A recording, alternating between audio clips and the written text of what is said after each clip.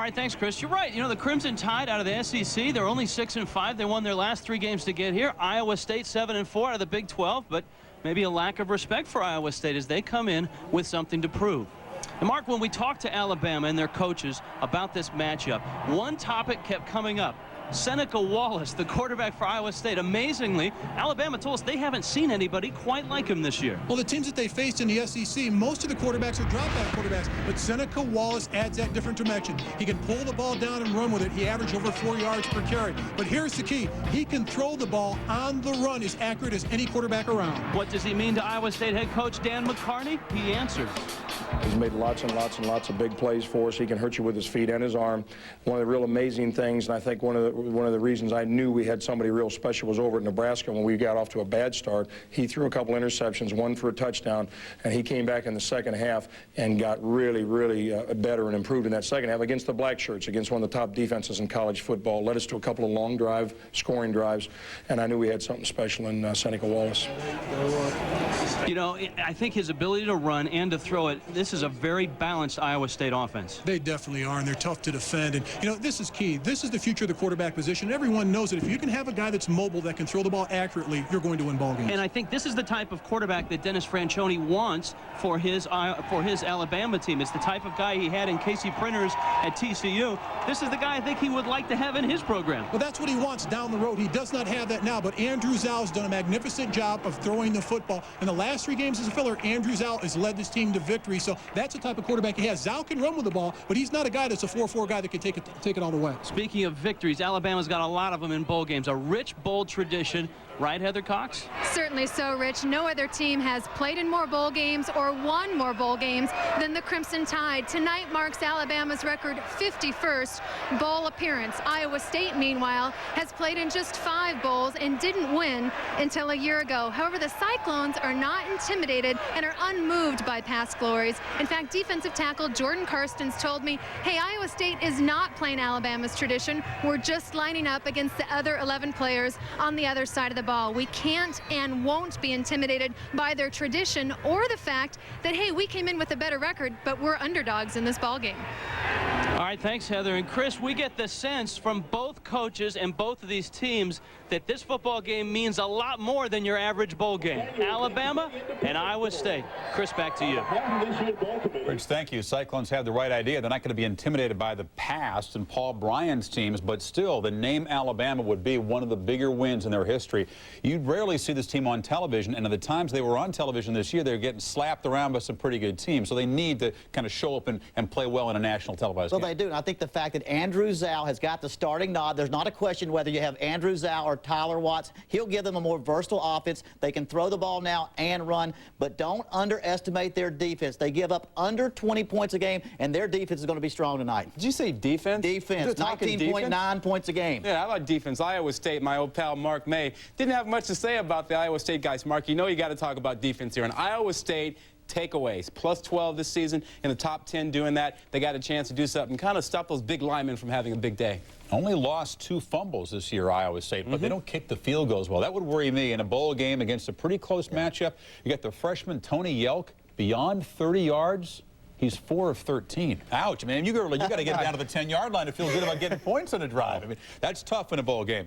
Well, we want to update the interim coaches having success in bowl games story we talked about in the pregame show. You can add Mac McWhorter now at Georgia Tech as the Jackets have just defeated Stanford. If you're just tuning in, it follows a pattern. We've seen this in recent years. How do you account for that? Because you would think some of the staff might be in disarray. Some of the teams might not feel comfortable with the new guy coming in. This disproves that. Well, Chris, if you look at these interim coaches, most of them had already found out they had gotten the job. So the staff was pleased. They were exciting, and they were trying to make their first game a positive one. Mac McWhorter, he didn't get offered the job, but he was told he might have a chance for it. That had the same effect on this staff.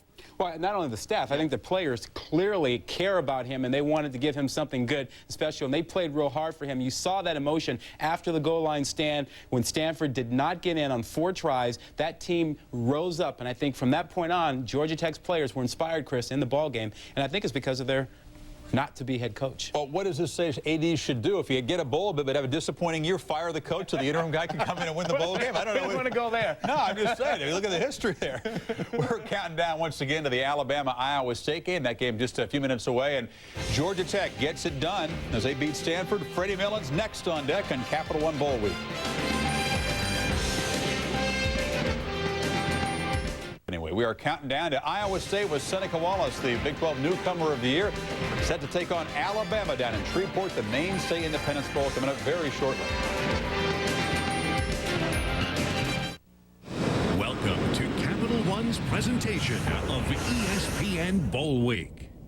The culmination of a season. One last chance to lay it all on the line. And only the strong will survive. Bowl Week. The Crimson Tide go on the football field for the last time under head coach Bear Bryant. Touchdown, Alabama! Paul Bear Bryant goes out a winner. And it is starting to come down on the snow. This is northeast weather. Magic. Touchdown! The Bulldogs win it! Tonight, Iowa State versus Alabama. The Cyclones storm into Shreveport with dangerous offensive threats in Ennis Haywood and Seneca Wallace. But the Tide are rolling. First-year coach Dennis Franchione's crew is reborn after a 3-game win streak. Can the Tide weather the storm? The Mainstay Independence Bowl. Next.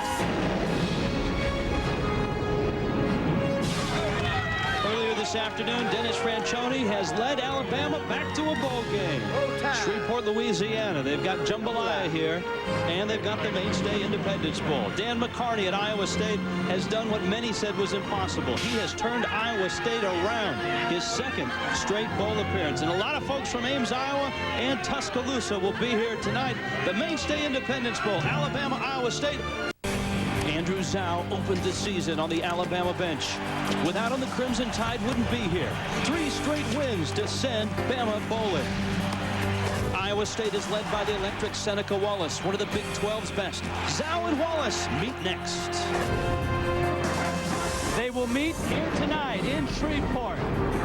Capital One Bowl Week stops in Shreveport for the Mainstay Independence Bowl. We've got some Big 12, we've got some SEC, and we've got a good matchup.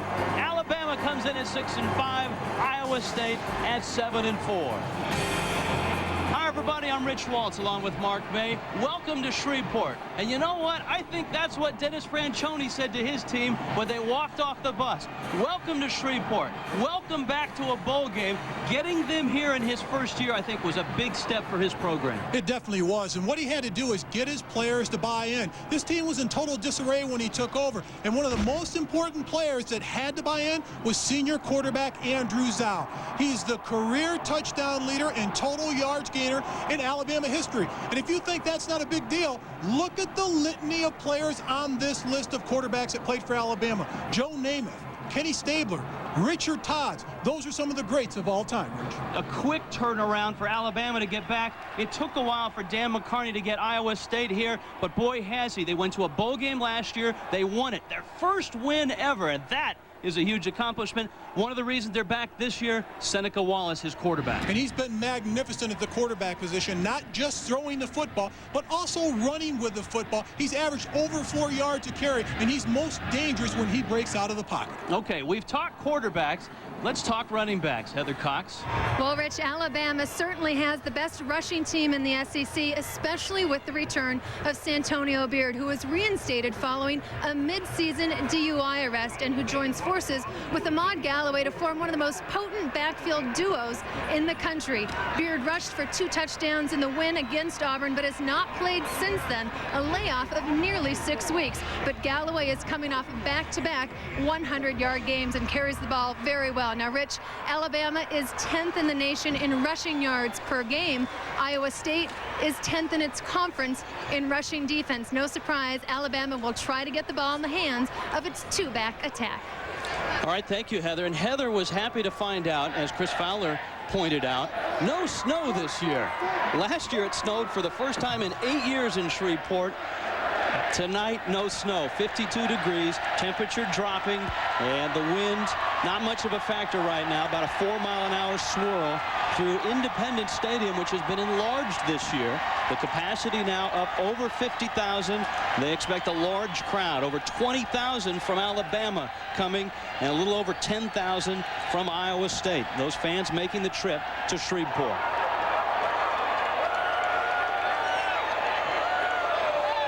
Iowa State won the toss. Dan McCarney said, "We want the football." And they'll get it. Alabama, of course, winning their final 3 games to get here, to get to 6-5. Iowa State beat their cross-state rivals, Iowa, to deliver themselves at 7-4. Lane Bearden, the junior, ready to kick it.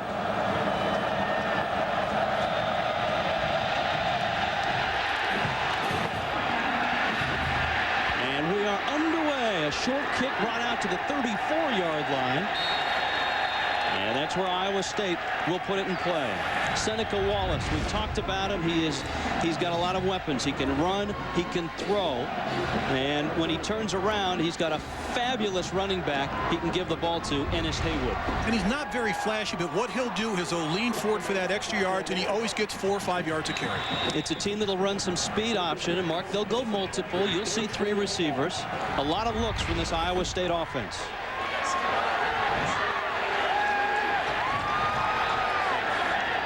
Seneca Wallace last year was quarterbacking Sacramento City Junior College. Big 12 newcomer of the year, has made quite a splash. Wallace rolling. And throwing, man open, caught at the 30-yard line. It's Campbell, and he's down to the 26. Craig Campbell, the senior. And there in one play is what Seneca Wallace can bring you. And Rich, that's why he's so dangerous with the football in his hands. Defensive coordinator for Alabama, Carl Torbush, told us he wants to keep this quarterback, Seneca Wallace, in the pocket. Here's the replay. This is what he does so well. On the run, he just flicks the ball out there for the huge gain for the offense of Iowa State. That's what they want to prevent, is getting him out of the pocket. Iowa State comes off right off the bat and put him out of the pocket. They roll him out. 39-yard pickup. Wallace to Campbell.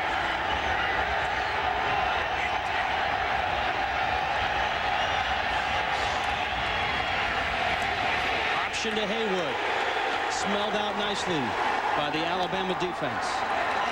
Iowa State's offensive line is very big and very talented. You look at the biggest player out there, Marcel the Selbach Howard. He's one of the biggest players on their line at 6'6", 320. He is the ringleader of this bunch. Against an active 4-3 defense. Up front, Jarrett Johnson is someone you'll see a lot of tonight. And he's had an outstanding year, particularly the last 4 games. He's been one of the most productive defensive tackles in the SEC. It's a 4-3 speed rush look. They've got lots of speed in the linebackers and on the defensive ends with Kendall Moorhead and Aries Monroe. Wallace, swing pass, and it's incomplete. He was looking for Jamal Montgomery. Alabama's linebackers, very, very good, especially in the middle. They're not very big, but they're very quick. And Salim Rashid is their leader. 115 tackles on the year. The secondary has only 6 interceptions this season. That's one area that Carl Torbush and his head coach, Dennis Franchione, would like to see improved play in tonight. Dixon and Bolden on the outside, Miles and Bacon, the safeties. 3rd down, 12, first possession. From the Alabama 29. Wallace in trouble, steps through it to the 25, and Wallace is across the 20, short of the first down. Brooks Daniels, the sophomore linebacker, got him. And this is the other dimension that Seneca Wallace brings you. Here he feels the heat, but he has the ability, when he steps up to run the ball, he'll take it right down the teeth of the defense, in the middle of the defense, and pick up as much yards possible. That's another reason why they want to keep him in the pocket. I mean the Alabama defense. They want him set in the pocket, throwing the ball down the field. A redshirt freshman kicker who also punts. This is a real rarity in college football. Tony Yelk, 8 of 18 this year, is long from 47, this from 36. Boy, he certainly got into that one. Wow. And it's good. And Dan McCarney's Cyclones wanted the ball. They got the ball, and they're on the board. The May State Independence Bowl underway. Iowa State, a 3-0 lead.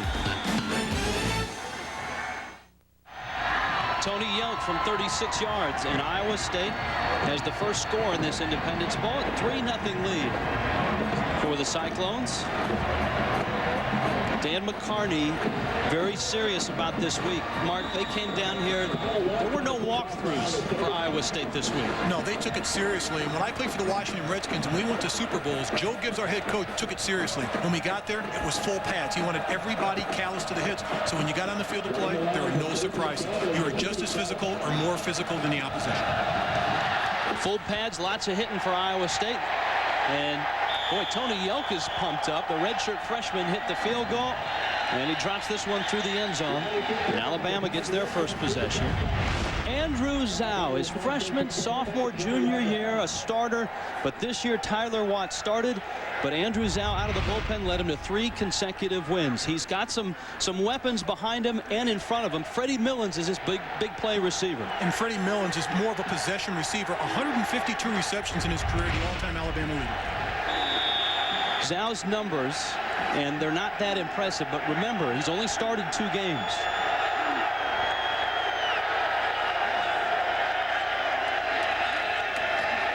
And Alabama will start it on the ground. Galloway out to midfield. Ahmad Galloway, the junior, 29 yards. On Alabama's first play, Iowa State ripped off 39, Alabama 29. Outstanding job by the offensive line, particularly Justin Smiley. The quick guard pulling around, getting his block, a little fold technique on the inside. But it's Ahmad Galloway breaking the tackles and heading down the field, picking up the positive yard.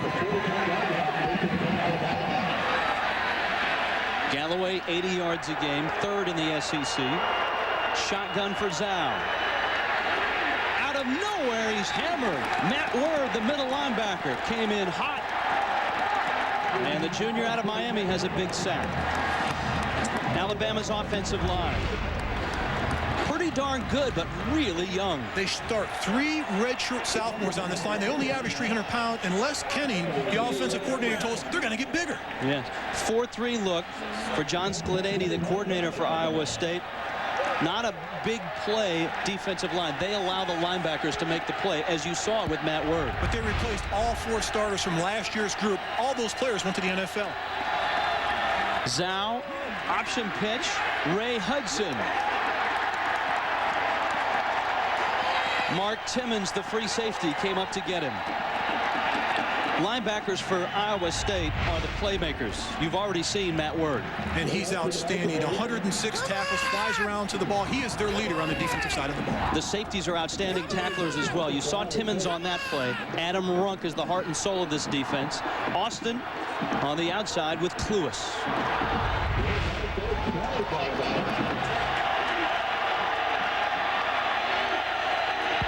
Zhao on 3rd and 20.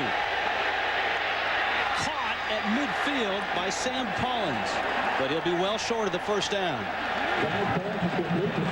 Rich, this is more or less a statement game for Iowa State. Playing the big boys, the Alabamas, they want to step up and make big plays. They've been flying all over the field to play. And Andrew Zhao rolling to his right, trying to get away from the pursuit. He does and throws the ball on the run. We have 2 outstanding quarterbacks that can throw the ball on the run, but it's that defense and pursuit. Look at all those red jerseys from Iowa State collapsing around the ball. Iowa State's defense, one of the better defenses out of the Big 12. Lane Bearden, the kick. Wagner will watch it land at the 10 and roll inside the 5. And Alabama will cover it at the 3. We are underway in Shreveport. Iowa State a 3-0 ball. Their ball when we get back.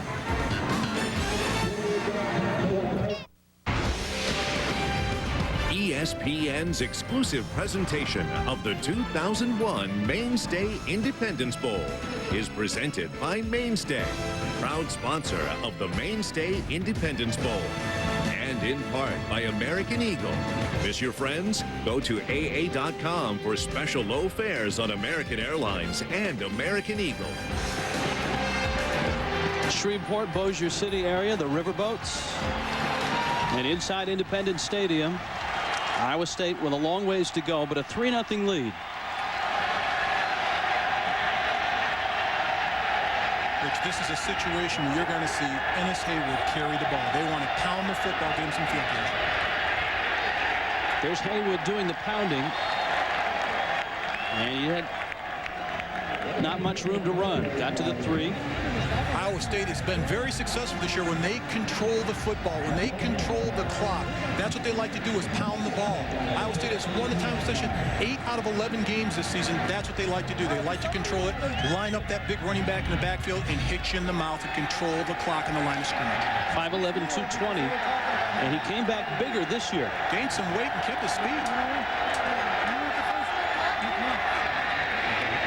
There's the speed on display. He's out across the 10 to the 11. Brooks Daniels, the sophomore linebacker, got him. Rich, what a wonderful job of visiting by Enos Haywood. Watch this. He's going to take the ball to the left, and look at the cutback lane. Great seal blocking by the offensive line, but it's his vision allowing him to see the backside blocks to come and pick up the extra yardage. Out of Dallas, Texas. This is a much shorter drive for his mom, who's a postal worker in Dallas. She was making the drive up to Ames, Iowa to watch him play every other week. This trip is a walk in the park. I know. Happy to be in Shreveport. 3rd down and 2. Wallace caught at the 11. Rashid to make the play. And it's not enough for the first down. Salim Rashid, the junior out of Birmingham. That just illustrates the speed of Alabama. They're not very big on defense, but they have tremendous speed. Salim Rashid, 115 tackles. Watch number 11. He's going to foul the quarterback, Wallace. Look at his eyes. Then all of a sudden, he'll break out to the flat. That's just lateral quickness of getting from point A to point B to make the play.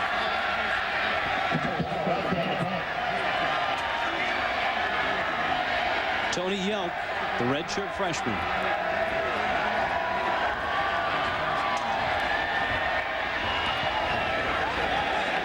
Good booming kick. Freddie Millens bobbled it and is caught at the 35, spilled back to the 32. DeAndre Phillips on a 54-yard punt. The Culligan Holiday Bowl this Friday, Texas and Washington, an 8:30 Eastern start, and it's Verge Friday. Mark, I know you're going to be logged on to ESPN.com for this one. Texas and Washington. What is Verge Friday? Well, they're going to have real-time coaching analysis on ESPN.com. Jim Donnan's got Washington. Dick Tomey's got Texas. User email, an interactive broadcast for the Culligan Holiday Bowl. Zhou's throw is high and incomplete. 2nd and 10. Going back to that Culligan Holiday Bowl, I think it's a great decision by Texas head coach Mac Brown of starting Major Applewhite. Here's a kid that's been in his program his entire career. Didn't get a chance to start because of Chris Sims, is now the starting quarterback. But to start a leader like that, a player that's performed so well for Texas. And that story is a lot like this story. You see the last 3 games for Andrew Zhou. Tyler Watts was the starter until game 8 when he pulled a groin muscle. In comes Zhou and wins 3 in a row. And from 3-5 to 6-5, here's Alabama in a bowl game. Donnie Lowe, the carry. He doesn't carry the ball much. It was only his 20th carry this year. Usually Ahmad Galloway and Santonio Beard, who we haven't seen yet, are the featured backs. What Iowa State's doing is they're making tackles with their front four. They're trying to create penetration against the big Alabama offensive line, and I think that's key. This is a conference-to-conference battle. There's a statement and a point that Iowa State wants to make, and right now they're winning the battle in the trenches. Jason McCadley in motion, and Zhou to the sidelines, caught. The dive by McCadley. Let's see if he came close. Did not.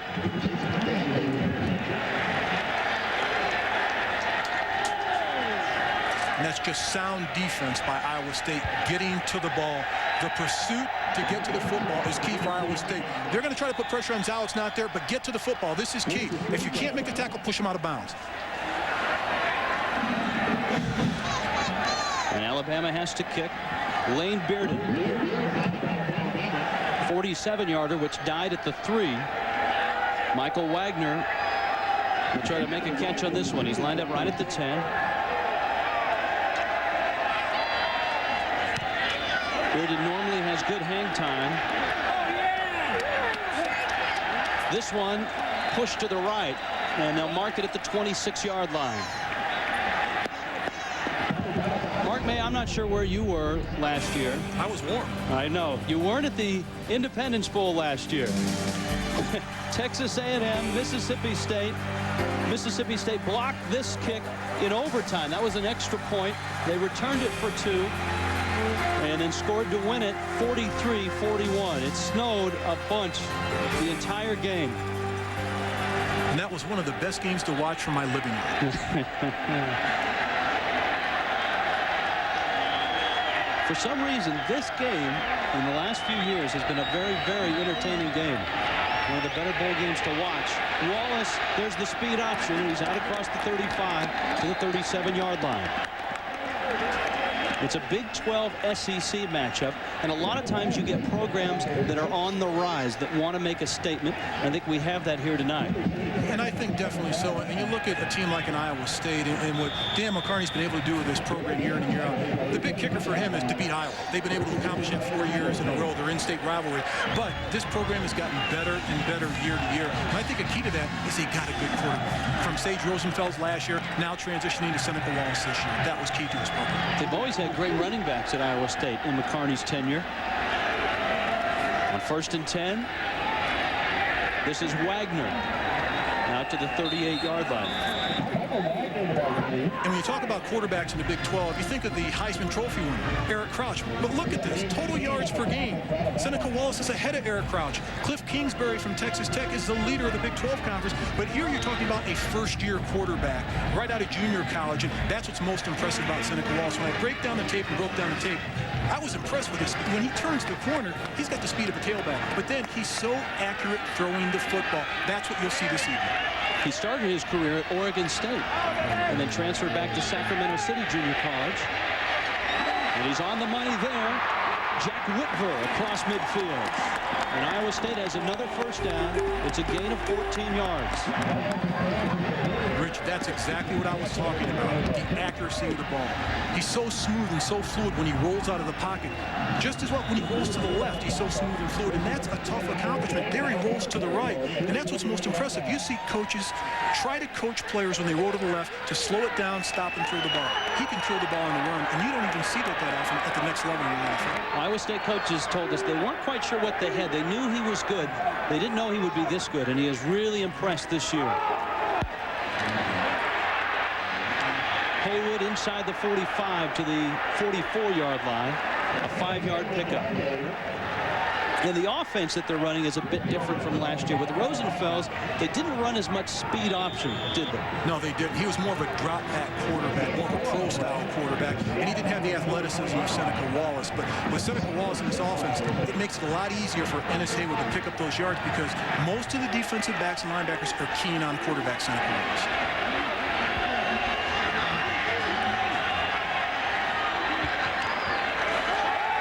On 2nd down. That one incomplete. Whitver, the intended receiver. You know, maybe the defensive coordinator for Alabama, Carl Torbush, has something there because basically the only time that quarterback Seneca Wallace didn't look comfortable is staying in the pocket. And Torbush said he hasn't seen anyone quite like Wallace in this conference, but of course Carl at North Carolina and then at North Carolina State for a year saw some guys in the ACC he thought were comparable to Wallace. We thought Woodrow Danzer was just that type of quarterback, but he thinks Seneca Wallace has more speed than Woodrow Danzer running the ball. That's saying something. Shotgun blitz coming on 3rd and 5. It's overthrown and incomplete. And Carl Torbush gambles a bit. Blitzes. And Iowa State's going to have to kick. And that gamble paid off. That was a nice design play on the blitz, on the screen. The screen was there. It was open, but quarterback Seneca Wallace didn't have a chance to set and drop the ball into his receiver. We've seen an awful lot of Tony Yelk already. He's been impressive. Yeah, he has.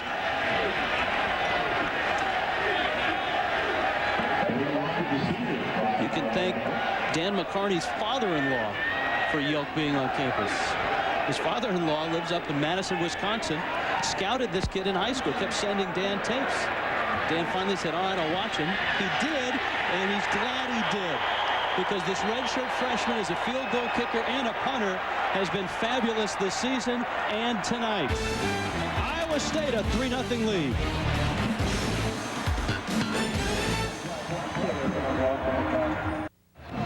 Back in Shreveport, Iowa State up 3-0 early. Now Alabama is playing without starting wide receiver Antonio Carter, who was one of 4 players deemed academically ineligible for this game. In his spot is a sophomore who doesn't have as much experience. Triandos Luke gets the start in Carter's spot, but Alabama thinks that thanks to the flexible system, they won't lose much with Carter out. Thanks, Heather. They're backed up right now. Galloway across the 5, out to the 10, to the 11. That's all part of Coach Franz holding his program accountable. It's one of the things, Mark, he said when he got to Alabama, he wanted to make the players accountable for their mistakes, and drawing the line academic-wise. It's something we see during the layoff from the end of the regular season to the bowl season. A lot of times, players don't finish what they start academically. Well, players were looking for direction when he got here, and he gave them a sense of purpose and direction. And that's what young players need. They need the discipline. They need to be taught and shown where to go and what to do. Second and short. They keep it on the ground with Galloway, and it's a first down. Rich, I think now that Alabama's figured it out that we can run on this defense if we continue to try to pound the ball. And that sequence of plays, you just saw them line up and just hit you right in the mouth. And I think that's what they're going to try to do. They're going to attempt to do that throughout the game and hope that they can spring a big play during the game. And I think the back that's going to do it is probably Santonio Beard. He's got that breakaway speed, but we haven't seen him. Well, it's been Ahmad Galloway so far. On 1st and 10. Zhao. On the pitch. Out to the 20. Now there's Santonio Beard for the first time. What's different about Beard as opposed to Galloway? Well, you've got a Mr. Inside, and that's Ahmad Galloway. He's more of a power guy. He's a smart guy in picking up pass protection. He's just more equipped to do that because he's been able to do that throughout his career. But then you look at a Santonio Beard, and you just drool when you see an athlete like this. He's got the ability every time to touch the ball, take it to the outside, make something happen. And making something happen is taking it all the way for the score. His biggest game was in Alabama's biggest game this year. The Iron Bowl win over Auburn. He went for 199 yards on just 20 carries. Zhao going to put it up deep for Millens, and he overthrew him. It's incomplete. It'll bring up 3rd down and about 5. And Andrew Zhao has to be a little bit more patient on this play. Had his receiver where he wanted him. 2 coverage personnel for Iowa State down the field to play.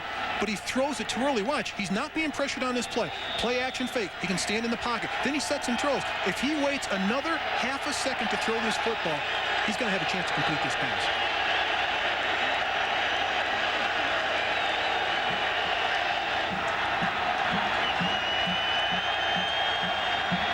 Third down 5. Word on a blitz. McCadley the catch at the 27. It's enough for the first down for Alabama.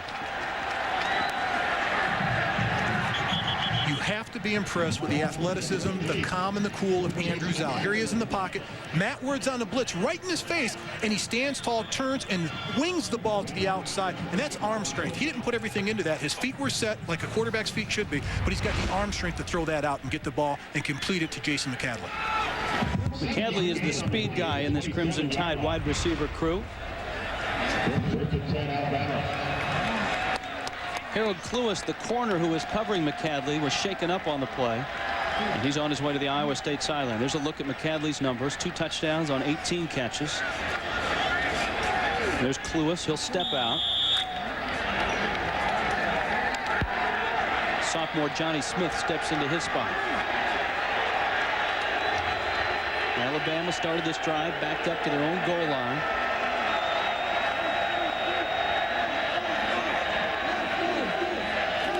Zhao on the move. Caught from behind, dropped. Jordan Karstens. Second time Iowa State has brought down Zhao. Complete penetration by Jordan Carson, getting through the blockers. Here he is to the left of the screen. He just fights between two blockers. No one blocks him. 58 and 78 are saying, you got him. No, you got him. Alonzo F in the center and Justin Smiley the guard. You're supposed to slide to that and help each other. They just left him one-on-one alone, and Jordan Carson did a magnificent job of splitting both blockers, getting to the quarterback for the center. John Sclodeti, the defensive coordinator, happy with that one. Little inside handoff. This is Beard. Great pursuit by Iowa State. And they drop Santonio Beard back to the 17-yard line. Brandon Brown, the freshman out of Houston. And again, Matt Word in on the stop. Thus far in this game, he's probably been the most impressive defensive player on the field. Sideline to sideline, blitzes the quarterback. Anything to the outside from his middle linebacker position, he's able to track down with a throw. And all of a sudden, Iowa State is stopping the Alabama rushing attack.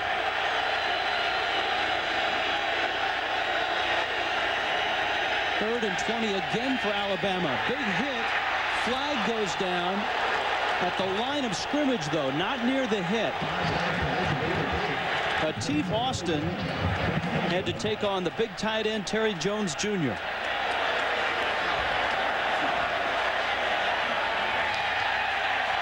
he holding Bama. Yeah. ACC crew, you'll get in all the bowl games. Crews from different conferences. Holding on the offense. The penalty is declined. Fourth down. Dennis Franchione worked out all week in this stadium rather than go to a high school or a different field. He wanted to practice on this artificial grass, the Astro play, because Alabama had not been on it before. Wagner from his 34. And Wagner gets back to the 40. A 6-yard return. Capital One Bowl Week continues. Texas A&M and TCU tomorrow at 1:30 Eastern on ESPN. Dennis Franchione's old team, Gary Patterson, Casey Printers, they had a strong finish and beat Southern Miss to get themselves bowl eligible, and Texas A&M looking for a bowl win, and it's not something that the Southern Division of the Big 12 has done a whole lot of. Texas A&M is 0-4 in bowl games since they joined the Big 12. Haywood close to midfield, 9-yard pickup. Talk about some blocking on the right-hand side of the line for Iowa State, hitting it and getting it. Lorenzo White reported at 360 pounds when he first came to Iowa State. Well, he dropped 20 pounds last year, and he's probably the biggest surprise of this offensive line and this offensive team. They didn't think he could play. He played every down of every game last year, 12 of them including the bowl game, and this year hasn't missed many snaps, and he's probably the biggest surprise of this offense because he's very durable, very powerful at the point of attack.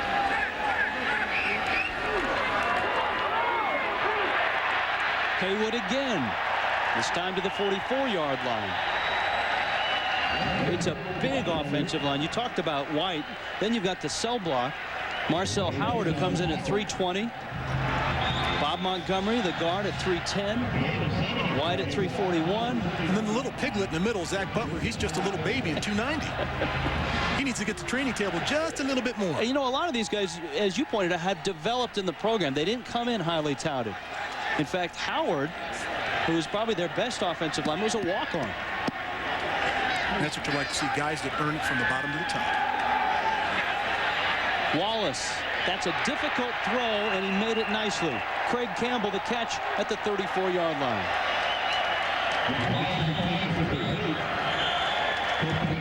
Iowa State on the move. Their defense has been doing it all night long. 1 quarter in the books from Shreveport. 3-0 Iowa State.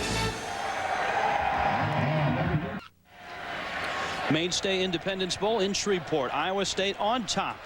3-0.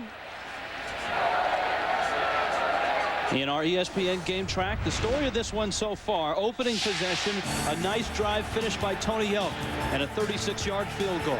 I think the story, though, has been the defense. Yes, and another big part is the defense. Penetration, putting pressure on quarterback Andrew Zhao. That's been key to the defense of Iowa State. On the move, Wallace. A little end around. Danielson inside the 10 to the 1. Oh. Lane Danielson on a speed option turned into a reverse. 33 yards on the carry. It's almost like a play like this. You want to give him the touchdown, but what an outstanding job of disguising his play, blocking on the backside, and watch Lane Danielson make the cut right here. That's phenomenal, and keep his balance. He does go down before the end zone, but look at every defender is keeping their eye on Seneca Wallace. That's what sets this play up. That allows Lane Danielson to get to the outside and make this run towards the goal line. That's an outstanding executed play. When you're going to run a play, as Reese Davis would say, trickeration, that's the way to execute it. No trickeration here, just straight ahead running. With Joe Woodley, the fullback. He thinks he's in. Officials haven't signaled yet. He's in. Touchdown.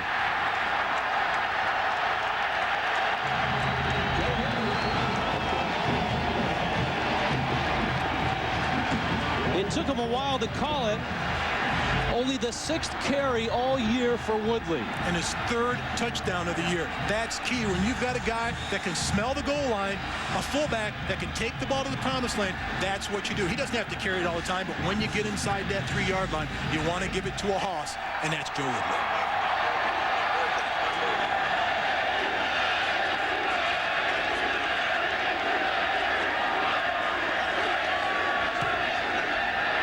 Yelk with the extra point.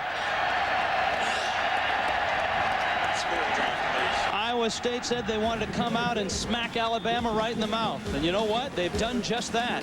The Cyclones lead it 10-0. Shreveport, Louisiana. A lot of folks have come from Ames, Iowa, and across Iowa down to this game. They expected about 10,000 folks making that trip. Over 20,000 Alabama fans coming in from Tuscaloosa and parts of Alabama. And the total yardage early on weighs heavily in Iowa State's favor. A lot of that has to do with 2 players. Ennis Haywood, their running back, and particularly their quarterback, Seneca Wallace. They work so well together. That puts a lot of pressure on any defense. An interesting alignment for this kick. They can line up any way they want because Yelk basically is going to kick it deep in the end zone, and it will be down for a touchback. Freddie Millens about 7 or 8 yards deep. And in every phase of the football game, offense, defense, special teams, Iowa State looks very good tonight. And I think a lot of that goes back to what we talked about earlier. When Iowa State came in here, they had the approach that they're serious about this game. They practiced in pads. They got after one another. Alabama didn't. They had few practices wearing full pads. And I think that's taken effect. Emotion only carries so far. When you're in the heat of the battle, you want your players callous. And I think Iowa State right now, they're feeling it. They're feeling good about themselves. Well, Dan McCartney certainly wanted to set the tone defensively against a very good running team in Alabama. Alabama running for 182 yards per game. Donnie Lowe, the fullback. And as Terry Bowden and Rodney Gilmore pointed out earlier tonight, there have been some big nights against this Iowa State defense by running teams this year. There definitely has. And 3 of those teams, Kansas State, Colorado, Nebraska, averaged 319 yards on the ground against this game. And he thought that Alabama, their rushing attack was similar to Kansas State, who went for 343 against Iowa State. Nebraska went for 359. Colorado went for 255. 2nd and 7. Zhao's throw over the middle, caught at the 40 by Sam Collins. 17 yards on the pickup for Alabama. When you talk about the improvement of this team, it's not only on the offensive side of the ball, but it's the defensive side of the ball, what they've been able to do. And look at the points. Every year it's gotten better and better, except that one year in 2000. But this year, 21 points a game. They're more of a bend but not break type defense. They'll give up a lot of yards, but not a lot of points. John Skladany told us he did not want to give up the 25-yard play. He said, we're going to give up first downs, but we just don't want to give up that 25, 30-yard play consistently against Alabama. Santonio Beard to the 46-yard line. And Matt Word and Jeremy Lloyd, the two linebackers in on the stop. Lloyd made the first hit. What the Iowa State defense is able to do is they're able to get that 8th man, the safety Adam Runk, into the box. You want to get 8 in the box. Jeremy Lloyd, the outside back, if they're all playing well, they're letting Alabama get through that first line of defense, the defensive line, but they're able to fill in with the secondary and linebackers. Alabama has yet to stretch the field yet. Option, Zhao caught from behind. Brandon Brown, another one of those young Cyclones. He's a freshman out of Houston.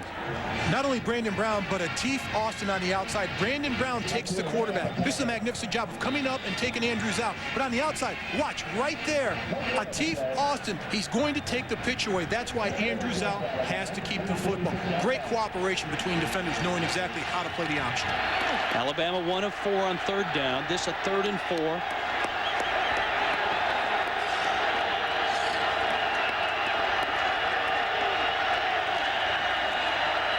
Little screen to Millens. Has the first down. And the playmaker for Alabama to the 38-yard line. Adam Runk made the stop, 16 yards. They must get him the football more often.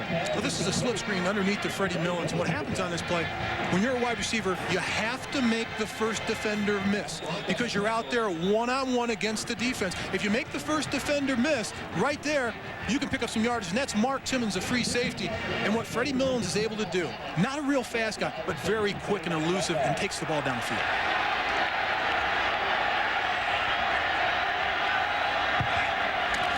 Millens in motion, and they get it to him on a reverse. Little stop and start, and Millens slips outside.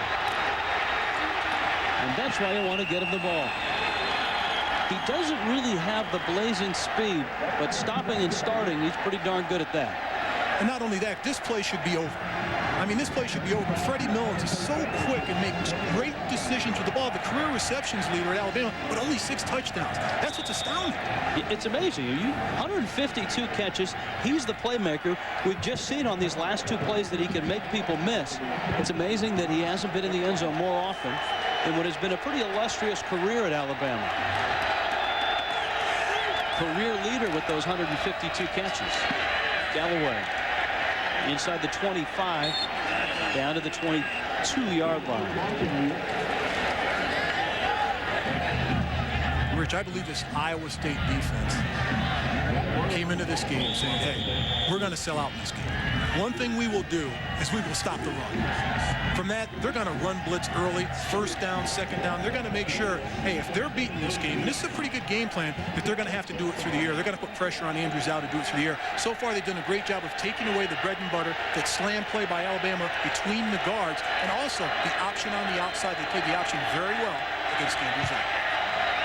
Millens in motion. Zhao will hit him. And he's got a blocker this time. Inside the 15 to the 14.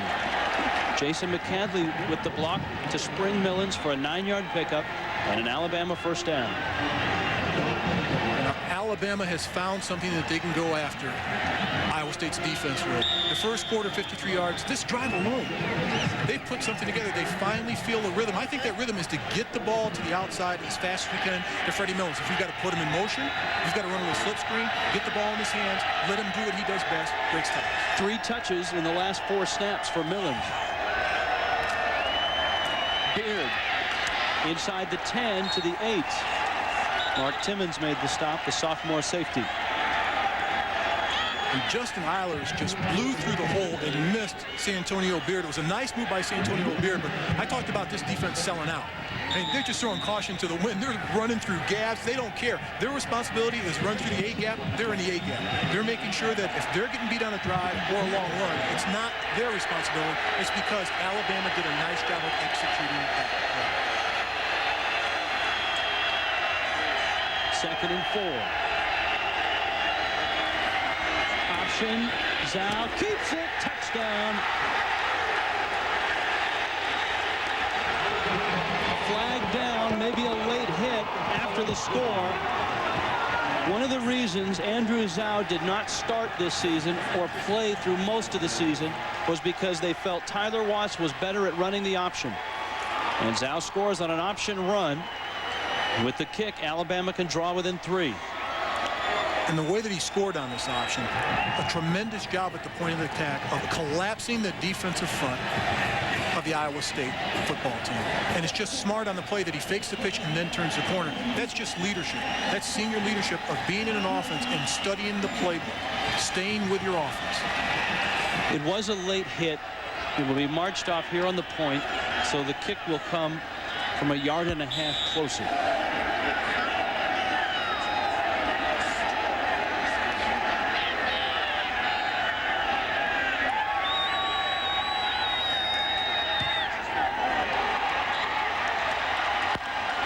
The kick is good.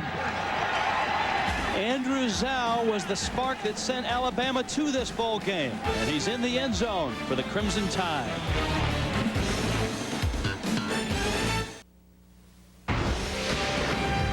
ESPN's exclusive presentation of the 2001 Mainstay Independence Bowl is brought to you by Sonic, America's drive-in, and by Dodge. To get anywhere, you've got to grab life by the horns. Dodge. Rich Waltz, Mark May, Heather Cox in Shreveport, Louisiana. Just when we talked about Iowa State's defense, Alabama marches 80 yards. Andrew Zhao finishes it from 8 yards out.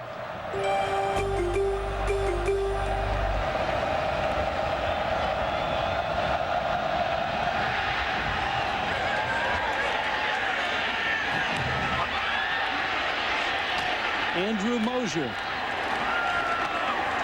across the 25 to the 27. Down run by Andrew Zhao. Watch the right side of the line, including the tight end. It gets an outstanding block to seal here. That tight end is Terry Jones on the outside. All these players are working in unison, hand to hand, foot to foot. Get your blocks, knock them down, and that's an easy touchdown run for quarterback Andrew Zhao. Excellent blocking at the point of attack. So both teams have been in the end zone. There's your drive. Millens had 3 touches on the drive, totaling 36 yards. A couple catches and a run on the reverse. And Seneca Wallace back to work. Fires that one. A nice catch at the 36-yard line for a first down for Iowa State. Craig Campbell, the senior. Craig Campbell's his go-to man in the offense. Here's a nice job of fighting the defender and turning for the ball. But what's really impressive about this play, Seneca Wallace stepping left and throwing right across the grain. That's Antonio Beard, the running back for Alabama. It's an outstanding game. His last time when he played in a game before this bowl game, 199 yards. Rich. Yeah, he's a big man on campus. Anytime you have a big game against Auburn, that's huge. For 365 days, you're a big man on campus. Seneca Wallace does not like what he sees, and he'll call a timeout. And he's on his way to the sideline. Iowa State a 10-7 lead over Alabama in the Mainstay Independence Bowl. 10-7, Iowa State on top of Alabama. They say that Alabama is back in a bowl. You know, they weren't that far removed from a bowl game. 2 years ago, they went to the Orange Bowl. But, of course, last year, just a miserable year. They lost their coach in mid-season. Dennis Franchione in his first year. Comes in at 6-5. Wallace, play action. Lots of time. On the money, but dropped by Campbell. His go-to guy owes him one. He definitely does after that play. That was a great job of first pass protection. Seneca Wallace setting this play up, but Craig Campbell has to catch this ball. Here it is, a play-action pass. He's looking left all the way, Seneca Wallace, and the ball is exactly where it needs, right in your hands. Catch it, catch it. He needs to look the ball in, and Seneca Wallace, he knows he had it. He had a big play there, had his receiver where he wanted, his go-to guy, put the ball where it needed to be, but Craig Campbell just couldn't come down with the catch. He'll go back to him. On 2nd and 10. Drop play to Haywood. And he's tripped up for a loss of maybe 1. Jarrett Johnson, who had a marvelous season in the SEC, first team All-SEC pick. For Jarrett Johnson, it's just penetration in the backfield. Shed the blocker in front of you and get to the backfield. Here he tackles him in the backfield by the ankles. That's a great play by a 275-pound defensive tackle.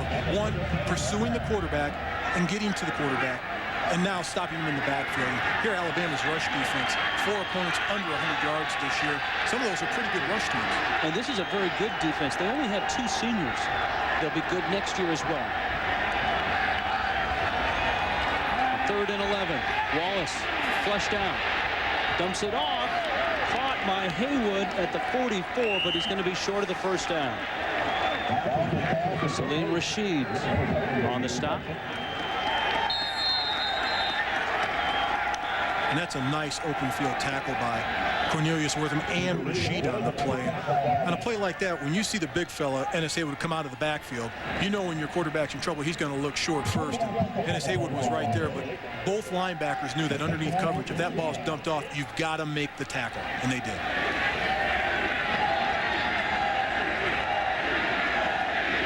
So Tony Yelk is back on. He's had a couple of punts. He boomed a 53-yarder. His last one was a 41-yarder, and it was down at the 1. Freddie Millens waiting at the 15.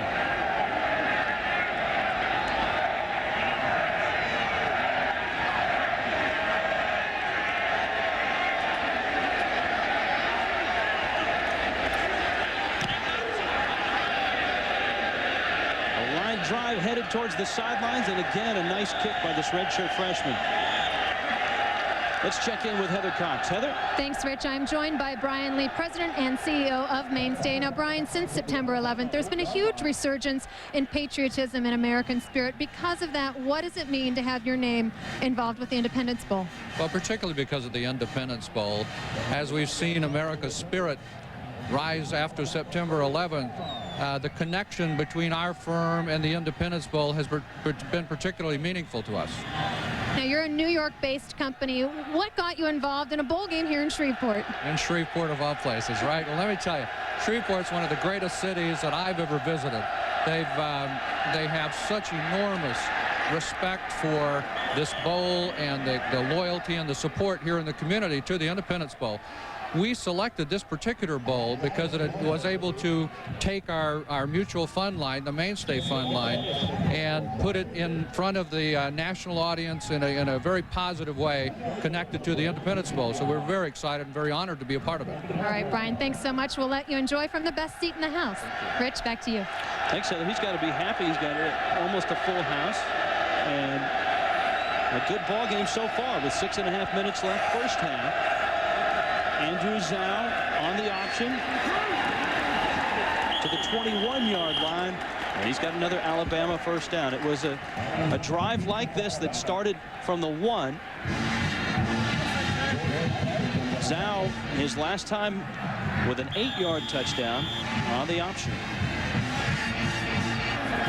I think when you look at Alabama, what they're able to accomplish that last drive is Andrew Zhao was able to manage his offense. And I think what they got is they got their confidence back, their swagger back in that last drive. That's why it looks like they have that confidence in this drive that, hey, we're going to run the ball. Against this defense, we can, and we'll have success. Galloway, the kid. The fact that Zhao was able to come in out of the bullpen, so to speak, and play so well speaks volumes not only about Zhao, but about Dennis Franchione, because he managed a 2-quarterback situation. Watts was his starter. Zhao had been the starter for almost 3 years, and both of those quarterbacks bought into the system. Not only that, and I think the smart approach was he made both of them captains. And I think that's key. When you make both those guys captains, there's no controversy on your team. And both of these 2 players, Tyler Watts and Andrew Zhao, they like each other. They're almost best friends.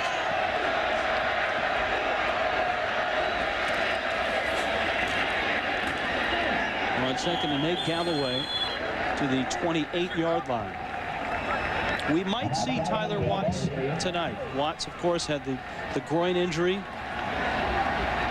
And with 2 games left in the season, Zhao became the starter. Zhao relieved Watts in the big win over Mississippi State, and then went out and beat Auburn 31-7, then beat Southern Miss. There's a look at Watts. They say the groin is okay, but not 100%.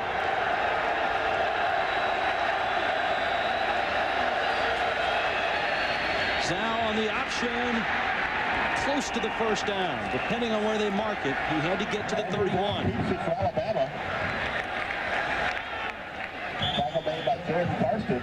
That was a very nice job of Andrew Zhao reading the defense. He saw the red jerseys coming after him of Iowa State. A lot of penetration in the backfield to take the ball, tuck it up, and attempt for the first down. That's a great job. He could have easily pitched that ball, seeing all the other color, the off-color jerseys, the opponent's jerseys, but he kept the ball and turned it up. And that play right there, that option again, is the reason that Dennis Franchione went with Watts originally at the start of the season. He wanted that speed option in his offense. And the shotgun snap, and it's a little high to his right when he's going to the left, and the quarterback can't have that, but that's one heck of an adjustment by Andrew Zhao.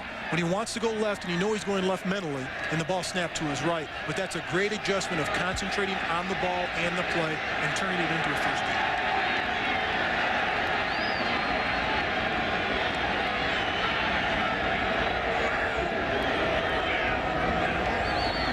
From the 31, Santonio Beard to the 37-yard line. 7 yards on the pickup.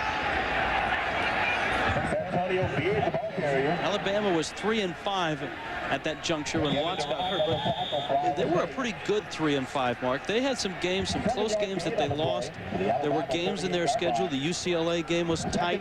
South Carolina, they lost by a point. Ole Miss came back and beat them by 3.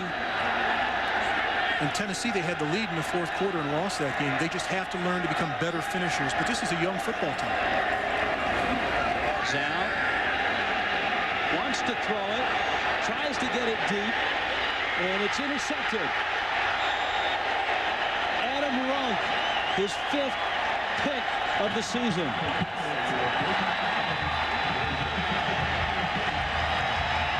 What happens on this play for Andrew Zhao? He throws it into double coverage. And that's what cost Alabama the interception on that play. Iowa State will have it when we get back. Clarksdale Air Force Base, Louisiana, Shreveport, Bossier City. We wish everyone deployed a very happy holidays. Keep up the fight. We miss you. Hope to see you soon. Happy holidays. And if there's a region, an area that's affected more than any other, it's this one by everything that's going on in Afghanistan. Barksdale Air Force Base has 900 deployed. And the B-52s, most of them come out of right here. Shreveport, Bossier City. Haywood busts loose to the 34-yard line.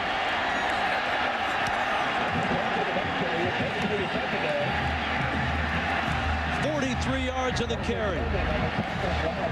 And the big fella at the end of this run looked like he was getting just a little bit tired, but great blocking at the point of attack in the middle of the line. And what is great about this play, the offensive line right in here, they stay with their blocks. Keep an eye on it. A little quick trap play, but watch Ennis Haywood.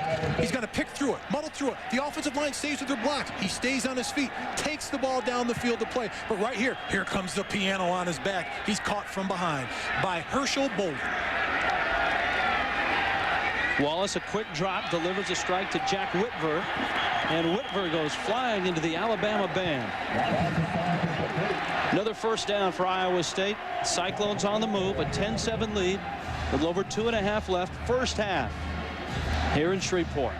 I'll tell you, I'm impressed by both of these football teams. The fight with both of these football teams.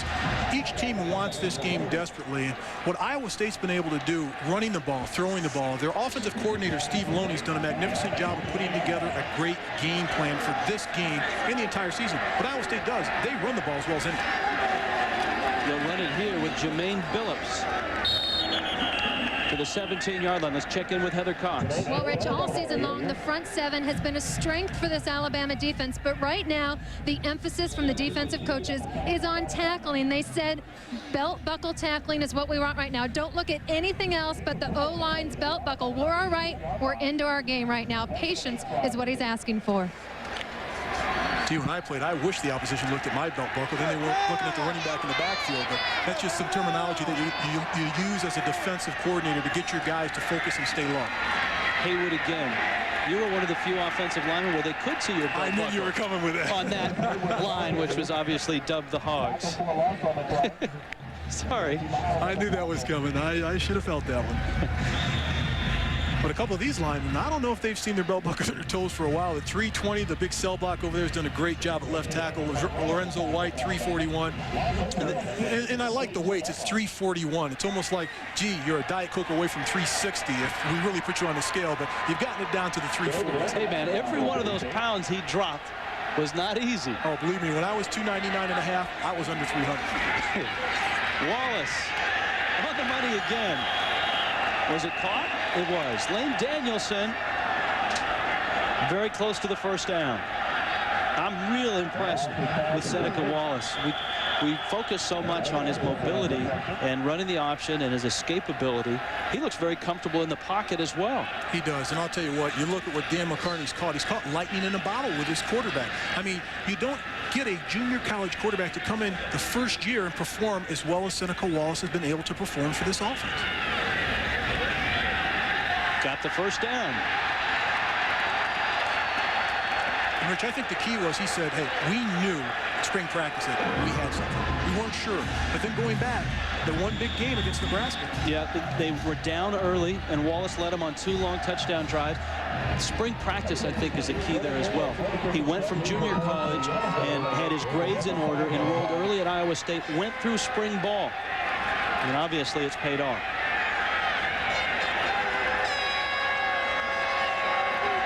First and 10 from the 11. Wallace, swing pass. Danielson to the 7. Gain of maybe 3, and Iowa State's going to call a timeout. You can see the clock down to 38. 1 left for Iowa State. Dan McCartney has always had great running backs here at Iowa State. A real legacy. You got Troy Davis, who finished up in '96. Little brother, not by much, Darren Davis through '99, and Ennis Haywood, the current holder. And all of them are kind of built the same way. They're short, they're stocky, they're powerful, they hit the hole. But look at these yards, 2,000 back-to-back, 2,000-yard seasons for Troy Davis. And Darren Davis, 3 1,000-yard seasons. Ennis Haywood, back-to-back 1,000-yard season. And if you add all that yardage up, that's 2 miles of running backs running for first downs and touchdowns in the Iowa State offense. The biggest difference, of course, is the fact that during the Davis's tenure, Iowa State did not go to a bowl game. They had great running attacks. They didn't have great defenses. And until Sage Rosenfels really stepped in, they didn't have a tremendous quarterback play. And the administration stuck with Dan McCartney, who went 3-8, 2-9, 1-10, 3-8, 4-7 before getting to the Insight.com Bowl last year. I think that's a tribute to the administration of Iowa State of staying with a coach and his philosophies and his program. Second down. Wallace, Enzo had his man, and he overthrew him. Jamal Montgomery, the intended receiver. Let's check in with Chris Fowler. Chris? Rich, the Dodge halftime report, concerns in the Maryland camp about their best running back for the Orange Bowl game. Highlights of Georgia Tech's impressive showing in Seattle, and a preview of the Aggies and the Horned Frogs tomorrow. Rod Gilmore, Terry Bowden join me at the half. Yeah, the Aggies don't have to play in the snow like they did last year in this one. They're inside against TCU, Dennis Franchioni's old team. Franchioni, of course, left TCU, and Gary Patterson coached their bowl game last year. Patterson did a fine job this year. Third down. And 7. Wallace deflected. Kendall Moorhead, the junior defensive end. That's a 293-pound man making that play. Now that's some hops right there. That's going vertical for the big guy, and that's dropping off a little bit. He couldn't get to the quarterback. But defensive linemen are taught, if you can't get to the quarterback, drop off, get those big paws up in the air and try to knock the ball down and take away the passing lanes. That's exactly what Kendall Moorhead was able to do. And here's Tony Yelk again, kid out of Wisconsin, Arlington, Wisconsin. Hit from 36. This from 25. Not going to do it.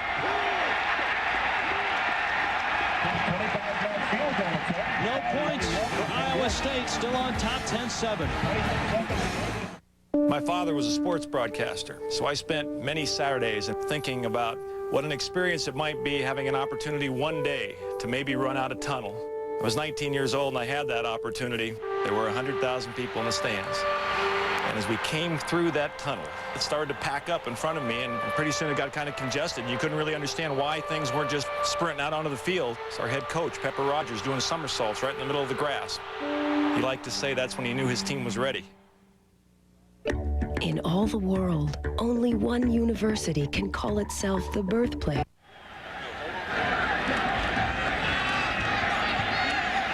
Alabama's going to keep it on the ground. Ahmad Galloway trying to run the clock out here in the second quarter, as Iowa State has just missed a 25-yard field goal.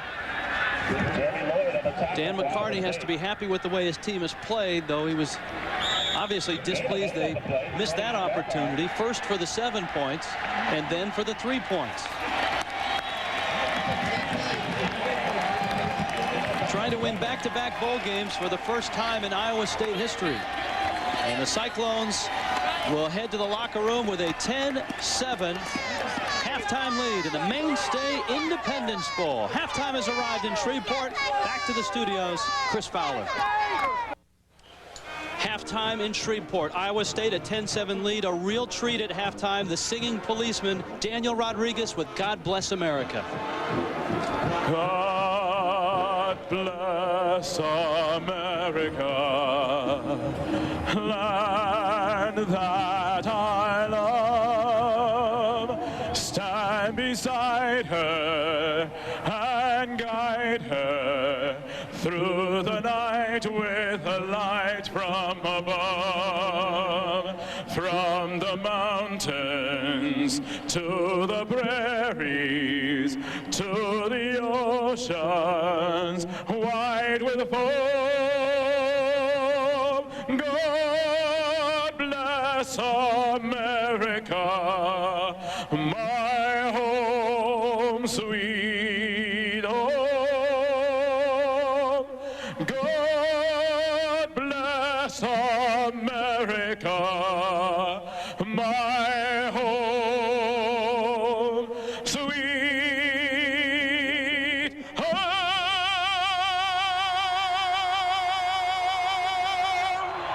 The fighting men and women of Barksdale Air Force Base here in the Shreveport, Bossier City area brought Rodriguez in, and that flag that they just raised has gone over to Afghanistan with many of the B-52 missions that have come out of Barksdale. They brought the flag back just for the Independence Bowl. And that was astounding. It was a very emotional time, and the fans loved it here, and it was a great job of singing.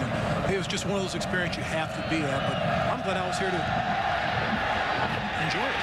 Both teams, as they came out of their locker room, sort of stopped and listened to that. All right, let's get back to some football, Mark May, and let's talk about this football game. Iowa State started quickly, and it looked like Alabama recovered. As we look at our game tracks, on the ground, both of these teams have been successful. Ennis Haywood for Iowa State, seen here ripping off this run. He had 67.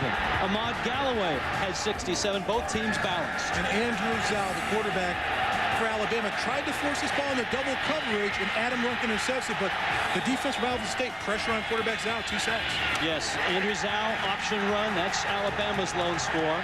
Alabama gets the football. Zhao has gone the distance, and here's Galloway to the 27-yard line, a 7-yard pickup. Galloway has been the more effective of the 2 tailback system that Alabama uses. Santonio Beard has been the other one. We haven't seen Tyler Watts yet, Mark May. Do you think we will? I don't think so. I think with that pulled groin muscle, I think you're looking at a situation where Dennis Franchione doesn't want to risk him pulling it or tearing it because spring ball's just around the corner. Watts is a junior, Zhao a senior. Zhao on the option. Quick pitch to Galloway. And he stopped at the 28-yard line. Mark Timmons and Matt Word on the stop. Rich, Rich, I'm almost surprised that we haven't seen a little bit more of Santonio Beard, particularly on first and second down. He only has 5 rushing attempts for 24 yards in the first half. He's really their big breakaway threat, and he's their gamer on the outside of their running game. So they need to get him in the mix, and I think in the mix earlier in the second half than they did in the first half. Remember, Iowa State was stopped at the 11-yard line, final moments of the first half, and they missed a 25-yard field goal. So this could easily be a 17-7 or a 13-7 game. Zhou's pitch, and there's Beard, and there's your first down to the 33-yard line. Let's check in with Heather Cox. Rich, I had a chance to catch up with Dennis Franchione of Alabama, and he said, hey, we had a very long field to work with in the first half thanks to some good Iowa State punts. I'm pretty satisfied with our offense. In terms of stopping Seneca Wallace, he said, hey, we've stopped him on the run, not on the pass. And then I asked him if we might see Tyler Watts, and he said he would. So, Mark, a big surprise. We might see Watts here in the second half. Good work, Heather. Yeah, I think that adds to their offense because he's a better runner with the football than Andrew Zhou. There's Beard straight ahead across the 40 to the 42-yard line. That's an 8-yard pickup. Beard had that big game against Auburn. He went for 141 against Tennessee, and there's a look at Watts. Stretching it out on the sidelines.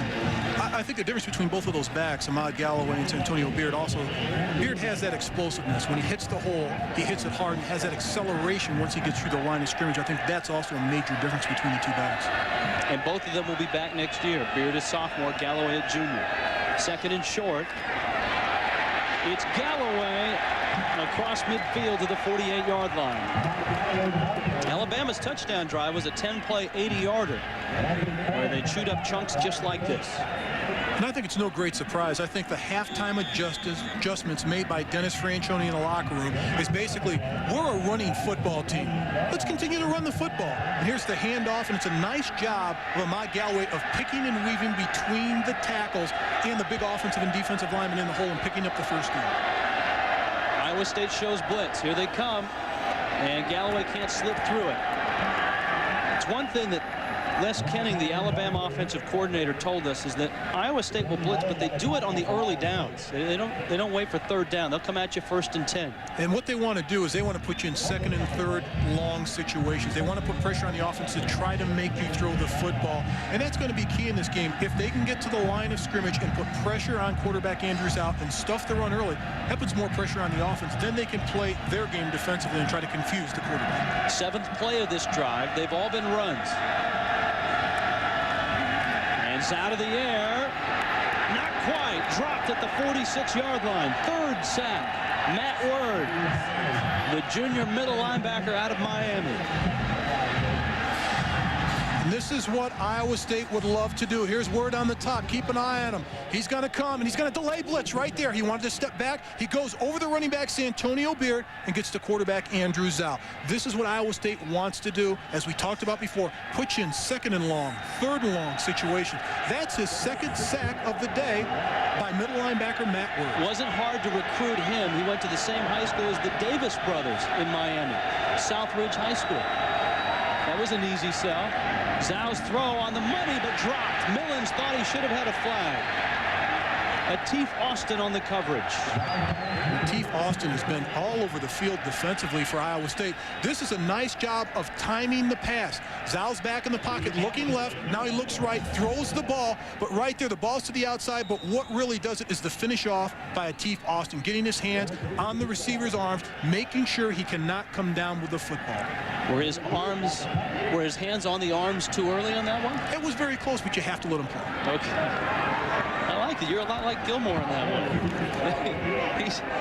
He doesn't give those wide receivers much at all. At the 8, a sliding stop on the special teams. And it's a long field. Wayne Bacon on the coverage. Long field now for Iowa State. They get their first possession of the second half when we return.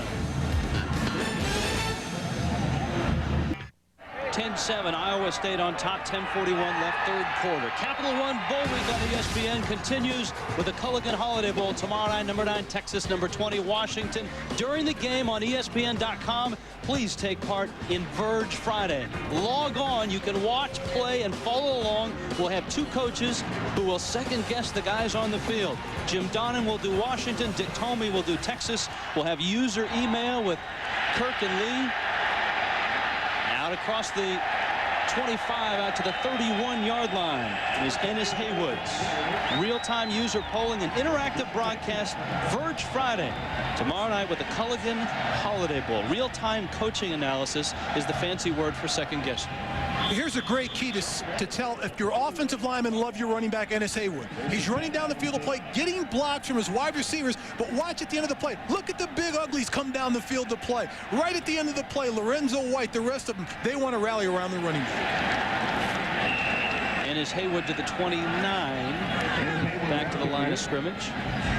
Rich, you don't see 340-pounders 15 yards down the line of scrimmage, 15 yards down the field of play, trying to pick up an extra block for the running back. You don't see that very often. That just shows you that this is a very, very tight-knit group offensively for Iowa State. They helped set the tone in that first half when Iowa State got off to a fast start. Their own 29.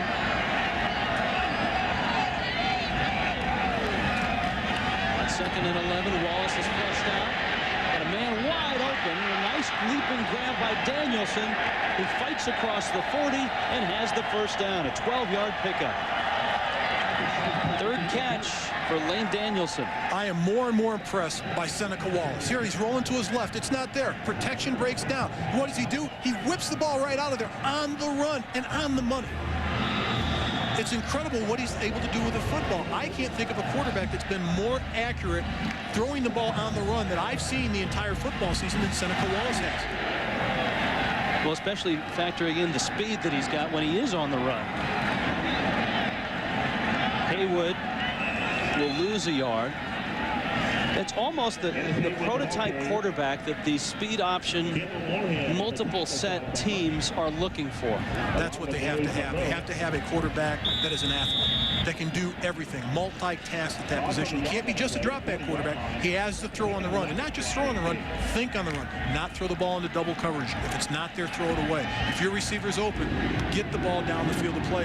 Here's Tyler Watts warming up, and here's a situation where he's a running quarterback. He can throw the ball, but he puts pressure on defenses running the football. Wallace running, delivers on the run. It's deflected and almost intercepted. Jamal Montgomery had it bounce out of his arms, and Roberto McBride almost had that interception.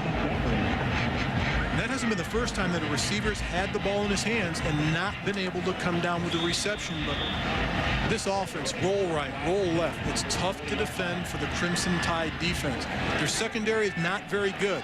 A lot of teams have thrown the ball well against this secondary. LSU and Rohan Davey, the quarterback, 528 yards passing against this defense.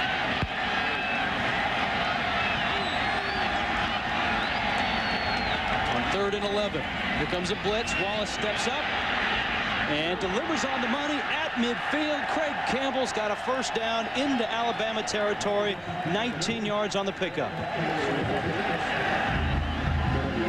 Now this is what I'm impressed with. Keep an eye in front of the line of scrimmage. Seneca Wallace, he'll step up and see all this green. There's no one out there. He can take off and run with the football, but he's patient enough to wait for Craig Campbell to become open to throw the ball down the field for the first down. And for a running quarterback or a guy that can run as well as he does, you don't often see that. A guy that's patient enough. You saw how much green he had in front of him. That's not often you find that in a quarterback, particularly a quarterback starting his first year in a Division I program. That's a good point. The Alabama 41. Wallace. Now he's in trouble, and this time they get him. Jarrett Johnson. First sack of the night for the Alabama defense. Well, Seneca Wallace really didn't have a chance on this play. Protection breaks down. They go with the roll. They're going to fake the ball. Now back here, he doesn't have a chance to set and step up in the pocket. There's pressure on the outside, and then Jarrett Johnson finishes him off. But that's a nice play. Cornelius Wortham comes with the pressure on the outside. Jarrett Johnson's there to finish him off. This is what Alabama has to do. They have to put pressure on Seneca Wallace. They can't let him sit back in the pocket and dictate to the defense.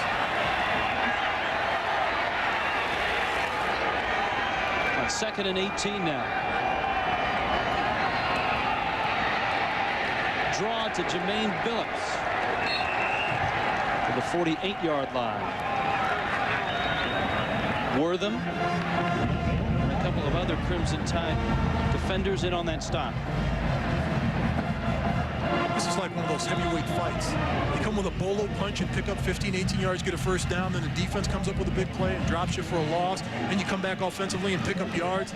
This is a great fight. It's a great contrast of different offenses against different defenses, but for both of these teams at the point of attack, I believe that's where this game will be won and lost in the fourth quarter. Contrast is a good word because for both of these teams, they're rather a mystery to each other. The first time they faced each other, play clock running down, Wallace flushed out. A dangerous throw is caught at the 35. It's short of the first down. Jack Whitver made the catch. It'll be 4th down and about 4. That's guts. First of all, that's athleticism. To avoid the rush on the outside. Keep an eye on Seneca Wallace. Right here, he sprints to the outside. Pressure's being brought on the outside by Thurman Ward. But right here, he's patient, but he throws the ball back across the grain. That's dangerous. And he threw it off balance, but he did complete the pass and pick up the positive yardage. Iowa State is going to go for it. At least they appear to, but they're going to call a timeout first. 10-7, a 4th down when we get back.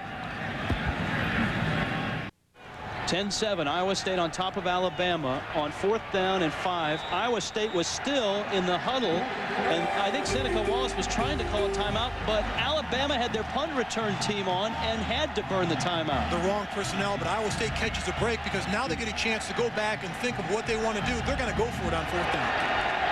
On 4th and 4. Wallace to the sidelines, caught out of bounds.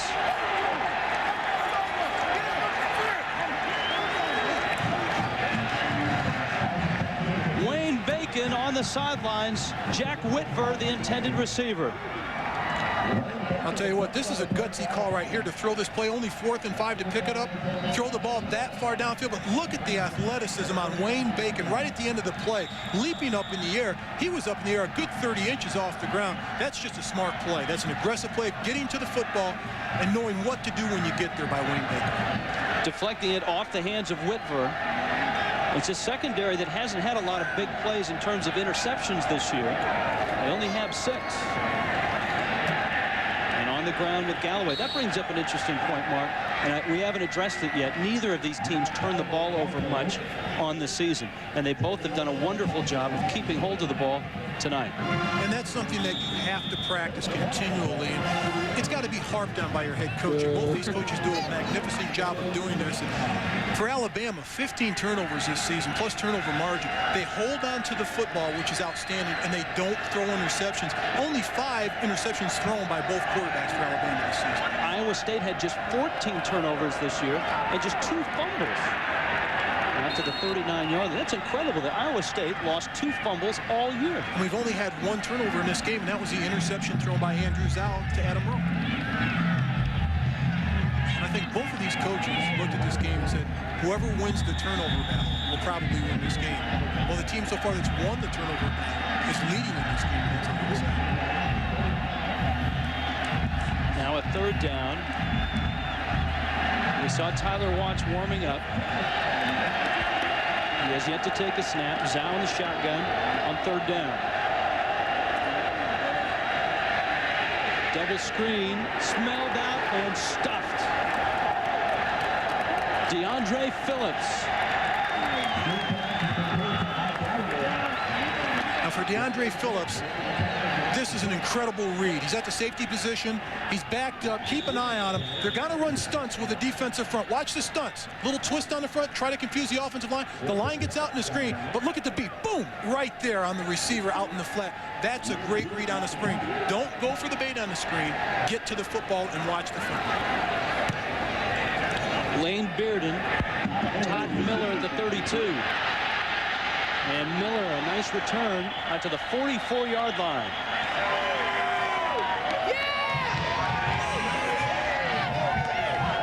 Good Good-sized crowd on hand in Shreveport for the Mainstay Independence Bowl. 10-7 Iowa State.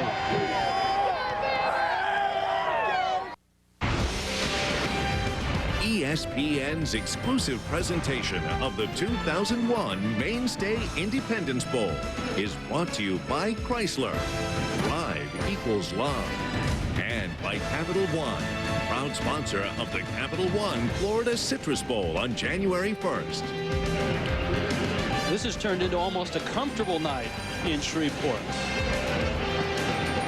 Temperature's about 45 degrees. Iowa State a 10-7 lead. With the ball on the move, their own 44. Seneca Wallace going deep. Campbell flags down. And let's see who's got the football.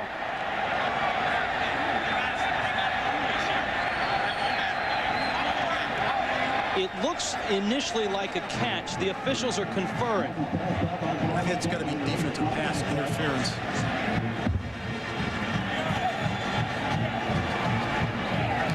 But Alabama was in a situation they didn't want to be in. They blitzed up front, which left their cornerbacks one-on-one down the field to play. There you go. Interference against Alabama. Now the question is, was it a catch or an interception? Let's take a look.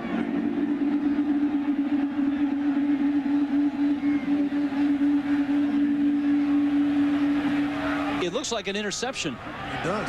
And that obviously with the pass interference wipes out the interception, and it's a 15-yard penalty, the first of the night against Alabama. And that's one heck of a job by Alabama. This is a team that's had more penalty yards in the history of Alabama this year. They were penalized 93 times for 737 yards. And to go through 2.5 quarters with only one penalty, that's a pretty good achievement by this Alabama football team. Wallace on the move again. In traffic, Campbell comes away with it. That's some catch by Craig Campbell. Seneca Wallace has threaded some balls through some traffic here. And Craig Kelly on this play, under duress, rolling left, throwing it right, so smooth, weaving that ball between two defenders. That's concentration by Craig Kelly on that play. And that's like catching a BB in the dark in between two defenders, being able to come down with that reception. 1st and 10. And it's Haywood inside the 25, down to the 22, 4-yard pickup. Remember, Iowa State was on a drive like this to finish the first half. They got down to the 11, did not come away with points. They had to attempt a field goal, and they missed a 25-yarder. And I think this is about the time of the game where we'll see a little trickeration. Both teams tried trick plays earlier in this game, and they kind of put them to bed for a while. But I think right now Alabama's set up for something. Wallace caught and dropped. Cornelius Wortham, sophomore out of Calhoun City, Mississippi. But that's a nice play. You want your defensive ends and your linebackers to stay and contain. Wortham on that play did exactly what he was coached. Even though the offense is going to the right, he kept his container on the field. Cyclones faced with another 3rd down and 11.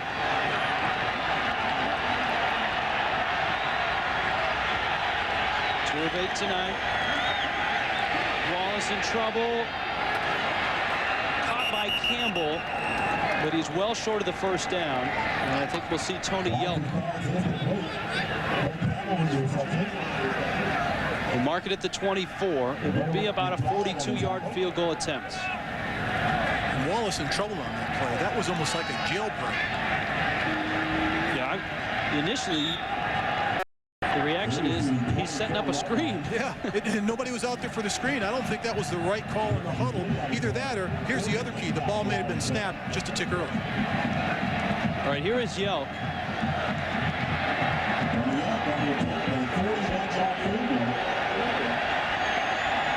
Yards. He missed from 25. He's made from 36. And this one is good. 41-yard field goal attempt. Cyclones have 3 points to show for that drive. We check in with Heather Cox. Rich, we all heard part of the emotional rendition of God Bless America sung by Officer Rodriguez. And Daniel, how have the songs that you're singing changed in the light of the events of September 11th? I think songs like God Bless America have become an anthem for 9/11, and they've become more than just songs. They become like prayers. You know, God bless America, a prayer for God to help us out through this troubled times. You're really wearing 2 hats, not only a police officer, but also a very talented singer, as we've all heard. You have an opportunity to train with Placido Domingo. How did that come about?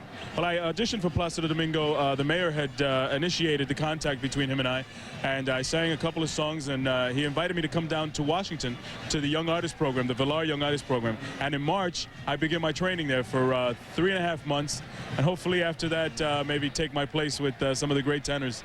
All right, Daniel, congratulations. Thanks so much. Best of luck to you. You've certainly been a symbol of inspiration to us. Thank you very much. It's a pleasure to be here. Southern hospitality is a great thing.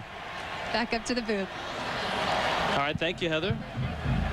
And the Independence Bowl taking on a little special meeting with the folks nearby at Barksdale Air Force Base.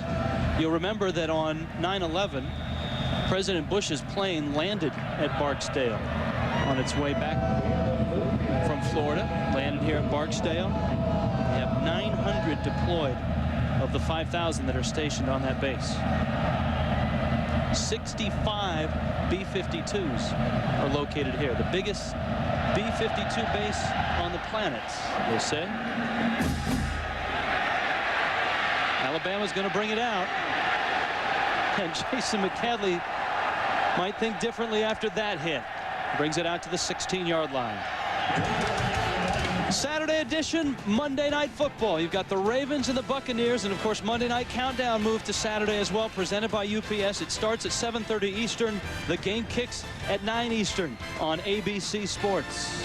Who do you like in this one? I'll tell you what, the Buccaneers offense, they finally have a pulse. They showed the rest of the NFL that in December, Tony Dungy's group are a group to be reckoned with. I like the Johnson boys for that Tampa Bay Buccaneer, Brad Johnson. Against the Baltimore defense? You betcha, against that defense.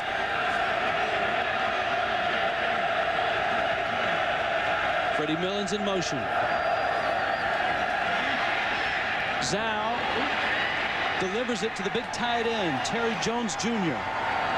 And he rambles across the 30, out to the 33-yard line. It's a 20-yard pickup. We haven't heard much from Mr. Jones. No, he's a great blocker in this offense, and what he's able to provide is toughness, and he's kind of a guy that when he looks back, he's one of those superstition guys. He always wears rubber bands on his wrist.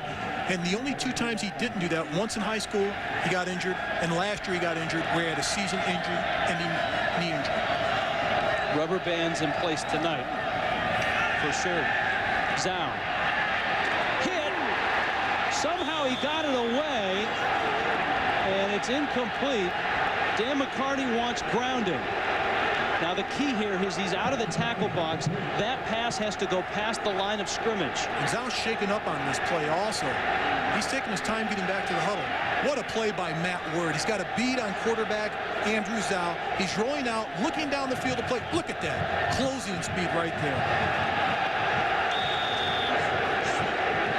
That's a nice job right there. But throwing the ball, that's very close. But that's a great play, 1 by Matt Word, getting to the quarterback. 2 by Zhao getting rid of the ball. Zhao stays in there. Hit again and dropped again. Jeremy Lloyd. And Matt Word again.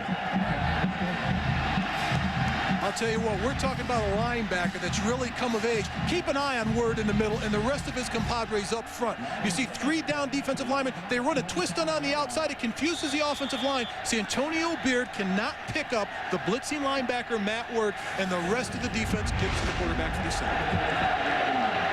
Well, he had Jeremy Lloyd to deal with as well. Take your pick on those 2. He didn't block either. 3rd down and long. Zhao. This time he's going to tuck it and go up and land at the 37. He's well short of the first down. Matt Word, another stop. That's 10 tackles now for Word. the tackle leader for this Iowa State team. He had 108 on the season. He is all over the football field. And what's happened to the offense for Alabama, Iowa State's confusing them. They're coming up with 3-down linemen, with 4-down linemen. They're running twist stunts up front. They're blitzing linebackers, and they're giving them an array of different looks defensively to this young Alabama offensive line. Low snap. Bearden gets it away. Todd Miller waits at the 20. Flag goes down. That was real close. And it looks initially like a halo infraction. Chris James made the hit for Alabama. It's a wonderful job of hustling by Chris James, but you have to be smart in this situation. You got to give him the 2 yards in the halo.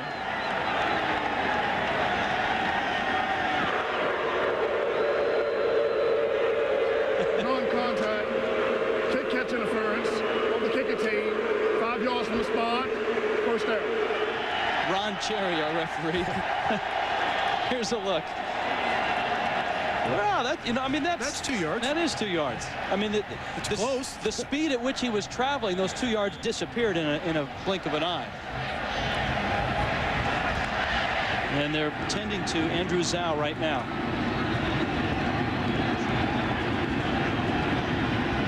Iowa State football, their own 24 now. It was a 5-yard penalty. Wallace dumps it out. Haywood the catch at the 26. 3 quarters have passed here in Shreveport. Alabama's starting quarterback on the bench right now, Andrew Zhao. 13-7, Iowa State back for the 4th after this. 1 quarter left in this Mainstay Independence Bowl. Iowa State a 13-7 lead over Alabama. Rich Waltz, Mark May, Heather Cox. Back at Independence Stadium in Shreveport. Seneca Wallace and the Cyclones at their own 26-yard line. The draw to Ennis Haywood. And he is stopped at the 30-yard line. Our ESPN game track, the stories and the pictures from this game. Tony Young, the redshirt freshman kicker, has hit a pair of field goals for Iowa State. And Seneca Wallace, the quarterback for Iowa State, adds a different dimension when he can pull the ball down and run right at the teeth of the defense. Speaking of running, it's been Iowa State who has run well against Alabama. This big run by Haywood, part of a 305-yard output by the Iowa State offense. And Iowa State's done basically exactly what we thought we would see from this offense. Seneca Wallace having a good game, and Ennis Haywood having a good game on the ground. 3rd down, and the long 4. Haywood gets a block and the 1st down to the 42-yard line.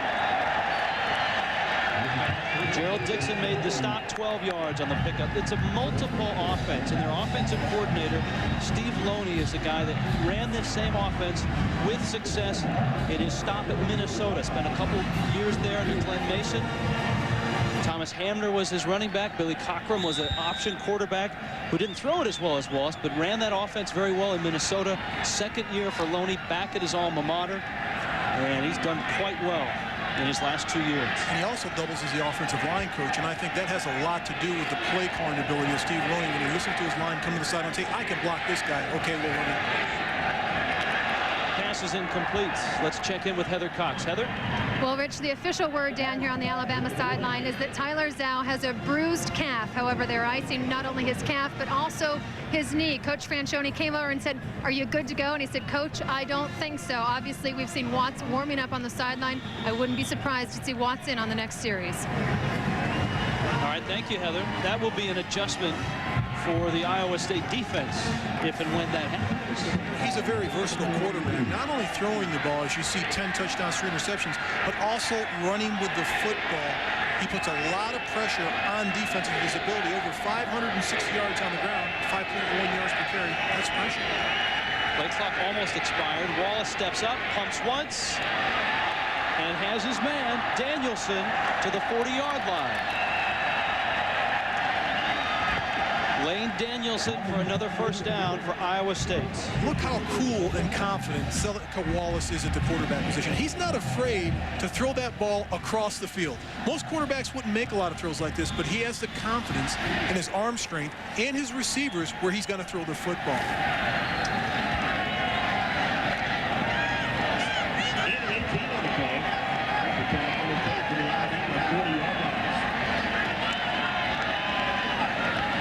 Drive continues on 1st and 10. Little swing pass. And Jamal Montgomery with the catch. He'll lose a yard. Kendall Moorhead, Salim Rashid in on that stop. And that's a name we haven't heard called a lot tonight. Salim Rashid. He made a couple of plays early in the first half, but I think the misdirection in some of the plays that Iowa State runs really has to keep him at home because they want him to keep an eye on quarterback Seneca Wallace. They don't want Seneca Wallace to hurt them running the football. So he basically has to stay at home a lot of the times instead of being the defense. On 2nd and 11.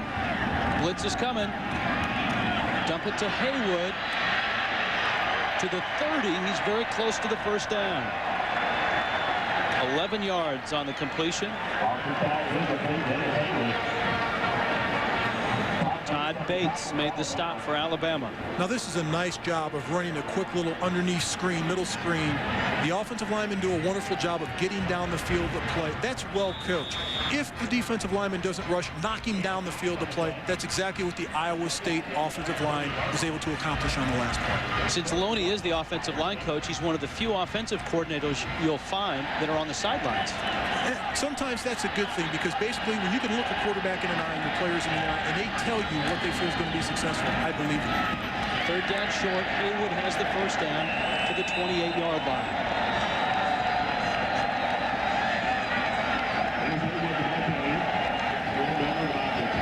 Ennis Haywood, senior out of Dallas, Texas.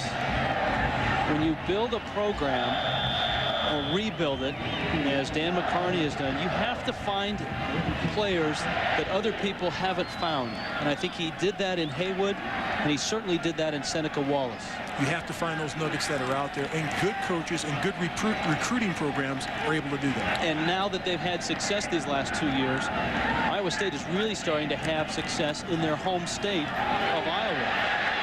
Haywood bouncing outside. And he's out of bounds at the 21-yard line. And I believe this play, the reason why they were able to have success is Lane Danielson goes in motion. So the entire defense is watching him go in motion, and they think it's going to be a trick play. So what happens? They don't contain on the backside, and it's the great vision of Haywood to cut the ball to the left and take the ball for the big game. Ennis Haywood over 100 yards. That's good news for Dan McCarney and the Cyclones.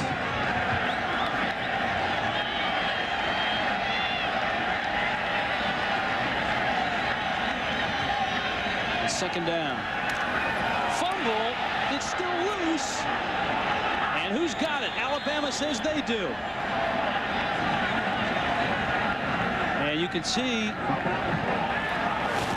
the referee, Ron Cherry, in there with his hand up, signaling it's Iowa State ball.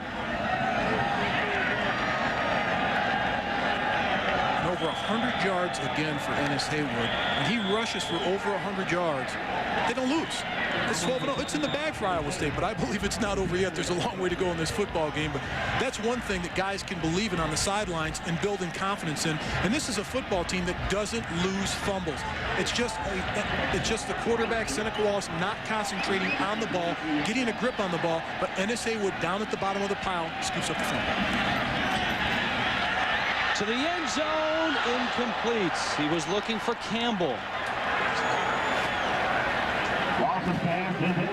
That a third down play. Only 3 fumbles in the last 56 games. That is incredible. That starts back at the beginning of the '97 season. This team has been phenomenal of protecting the football. And when the ball is on the ground, all those red jerseys from Iowa, they were going for the football. At the bottom of the pile, Ennis Haywood, the running back. All right, an important field goal now for Tony Yelp. It would stretch it enough that Alabama would need 2 scores.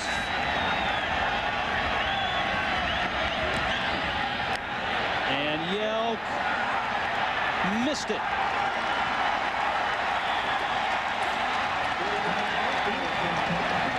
Dan McCarney not happy, yelled 2 for 4, and it's still a 13-7 ball game. Yeah. Alabama is still within 6 points, 13-7. Iowa State on top. The Cyclones have missed a pair of field goals. Tyler Watts stays on the field, and Andrew Zhao, the man that has delivered them here to a bowl game. He came in relief when Watts was injured, led him to the win over Mississippi State. The shellacking at Auburn as they beat Auburn, and then he beat Southern Miss as well. Freddie Millens, incomplete. 2nd down and 10. If this ball's up a little higher, this is going to be a big play because Freddie Millens has his wide receivers in front of him throwing some great blocks down the field of play. But here's the key. Alabama has to throw the football. Only 76 yards in the air. Iowa State 206. The #1 rushing team in the SEC, but averaging just 183 yards a game through the air. And they're well below that tonight, as you saw. 2nd and 10. Option, and the pitch to Santonio Beard out to the 30. It's a gain of 6. Rich, I think you have to test the calf of Andrew Zhao when he runs the option. You want to find out if he's 100%, if he has a sore calf muscle, a bruised calf muscle, make him run the football. Take the option away from him. Find out if he's healthy. That's the biggest difference in an option play between Zhao and Watts. John Spadani told us with Zhao on the option, they want him to hold on to the ball. With Watts, they want it out of his hands. 4 of 8 on 3rd down. Zhao's throw is on the money. Millens the catch at the 38. You pull for a kid like Andrew Zhao. Les Kenning, the offensive coordinator, told us he's the best kid he's been around in college football. Keep an eye on the rotation of Zhao when he rolls out of the pocket. I think that's impressive because now his calf looks fine. Then he sets up to throw the ball, and the ball's on the money. That's putting some heat on the football. That's putting it the only place your receiver can get it and the defender can't.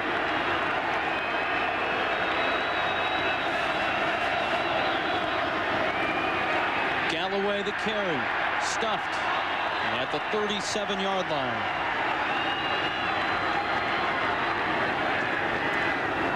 Jordan Karstens, the sophomore, made the stop for Iowa State. Rich, and I'm going to go back to what I talked about in this game at least twice. Coming out in pads, practicing for a bowl game, every day, getting callous, getting used to the hits, being physical with each other. I think it's paying off for Iowa State, and I said it would, particularly late in the game. I think when you look at head coach McCarney on Iowa State's side, Dan McCarney, I think he realized that's going to pay off in the 4th quarter, and it is at this point. Zhao under pressure, incomplete. Sam Collins, the intended receiver.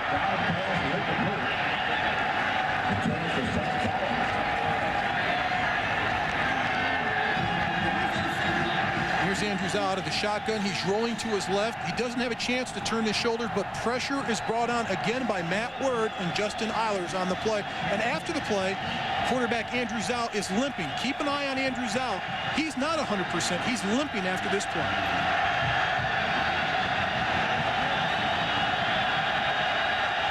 Sore calf and all, 3rd down and 11.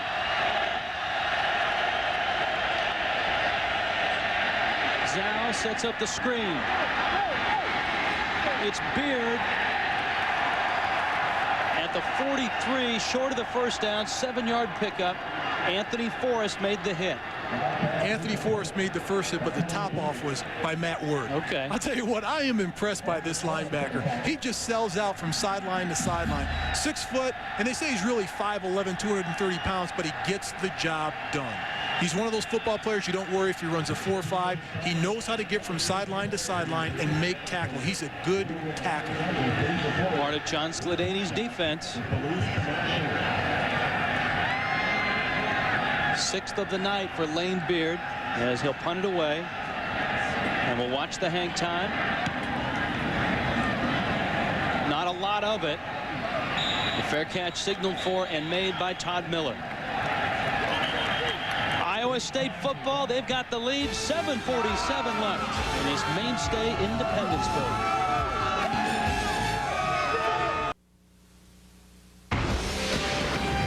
ESPN's exclusive presentation of the 2001 Mainstay Independence Bowl is presented by Mainstay, proud sponsor of the Mainstay Independence Bowl, and in part by Ford F-Series. The best-selling trucks are built Ford tough.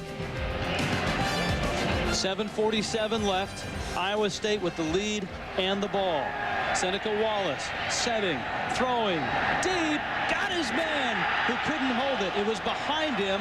Campbell had to reach for it, and by then, Wayne Bacon had caught him. This is a terrific play by Wayne Bacon on this play, adjusting to the ball, turning and running to the receiver. He couldn't see the ball, but playing the ball when the receiver turns back to receive the ball. But I'll tell you what, this is going for the throat on this play. This is trying to put the dagger right in the heart of Alabama. Offensive coordinator Steve Loney right on first down, taking the ball down the field vertically against the Alabama defense. 2nd and 10. You know, I was just going to ask you if Iowa State was going to keep it on the ground and try to run some clock, and they went up top big first play. They'll go up again. This time the screen. Haywood bumped out of bounds. Good play by the Alabama defense. Reggie Miles on the hit. It's a gain of maybe 5. Alabama trying to apply pressure on the play, going for the blitz on the play, but a screen was called by Iowa State. That's a smart job of getting rid of the ball by Seneca Wallace. And look at the sideline of the Alabama players. I'd like to see a little bit more life, a little bit more rallying behind my team on the field if I'm on the sidelines, to make sure that the guys on the sidelines are supporting and behind you. I think that's one of those things that head coach Dennis Francione has been able to bring to this team, some excitement to this football team. 3rd down 5. Wallace over the middle. It's caught by Mike Banks, the captain of this team, the tight end. His first catch of the night, and it's a big one. And this is something that Seneca Wallace hasn't shown us yet, but it's another step in his progression of impressing me as a quarterback. Right in his face, he's being nailed by Jarek Johnson. But Mike Banks, the big tight end, they call him the Manimal. He's one of those guys that they respect. He's a great blocker. They say he's got pretty good hands. He'll make the hard catch, but sometimes he has difficulty making the easy catch. But that was a hard catch, and he made it. 11-yard pickup, now on the ground. Haywood to the 41-yard line. Let's check in with Heather Cox. Heather? Rich, some more information for you on Alabama quarterback Andrew Zhao. He got kicked behind the knee. They've massaged it. They've iced it. He said, yes, he can play, but he's only about 60%. They're worried about how effective Zhao will be on the run. Now, don't forget, Tyler Watts continues to nurse a pulled groin, but he is remaining very active on the sideline down here. And Watts on a couple of occasions tonight has warmed up, has thrown the football around, but has yet to take a snap. 2nd down and 9.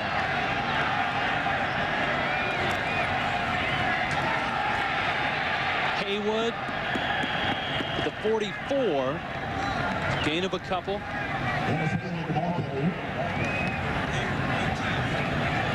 Haywood just has that body lean that you like to see in a back that runs between the tackles. He's always low. He's always going to fall forward. Rarely takes a loss on the play when you give him a chance to get the ball in his hands and look down the field. Just under 6 minutes. Haywood over 100 yards.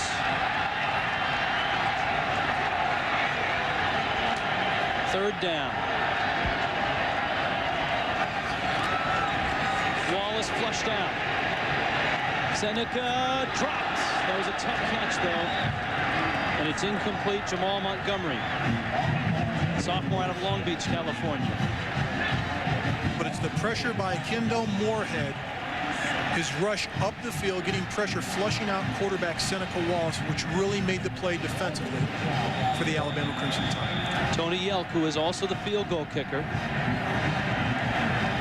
He has made a couple. He's missed a couple field goals. He's had a good night punting, though, averaging 47. Her kick is nailed. A couple, and this one is blocked. Alabama the kick. They'll get it at the 29-yard line. For Tony Yelk, that's his second blocked punt on the season. He's had 4 field goals blocked, but as Coach Dan McCartney's telling him, you can't hold on to the ball. Get rid of it as soon as you get it in your hands. Here he gets the ball. Look at it. He positions it, takes an extra step, but it's the rush by Alabama that's able to get to the punter. Here it is again. Here's another look. Get the ball in your hands. Don't worry about position it. Punt it. But it's the rush from Alabama right up the gut that gets pressure on Tony Yelk and blocks this punt. Wayne Bacon, the junior safety, got through to get it. Zhao, Galloway, and Iowa State's defense answers. Justin Eilers on the stop. For timeouts, Alabama used one when they didn't have to use one early, which could cost them in this game. But this is the moment of truth for both of these teams. For Iowa State, put the bad field position. Can the defense stand up and stop them? For Alabama, can they take the ball down and get it into the end zone? They've had a problem moving this ball, converting when they had to on third down situations.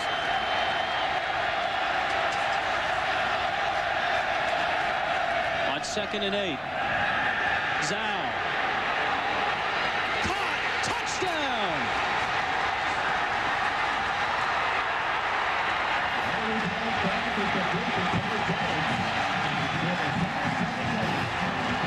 Terry Jones Jr., the big tight end. 27 yards.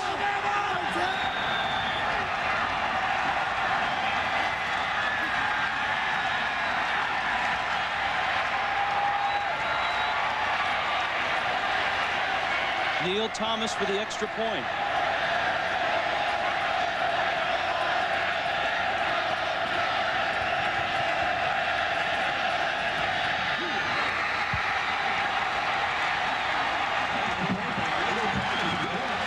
Alabama has their first lead of the ball game. Andrew Zhao, 60% is good enough. Jones with a touchdown. The Tide is on top by 1. Alabama 14, Iowa State 13, 4:44 left in the fourth quarter. 4 being the operative number has not been good for Alabama this year.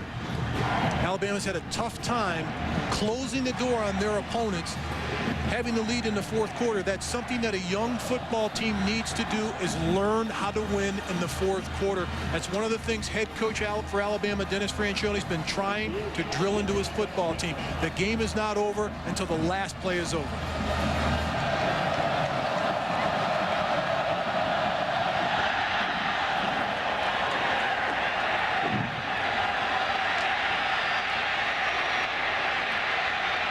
Flags down. Miller on the return out to the 25-yard line.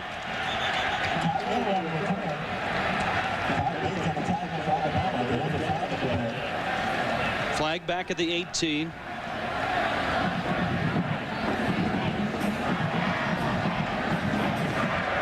On the return, there's a block in the back by the return team. Half the distance from the spot of the foul, first down.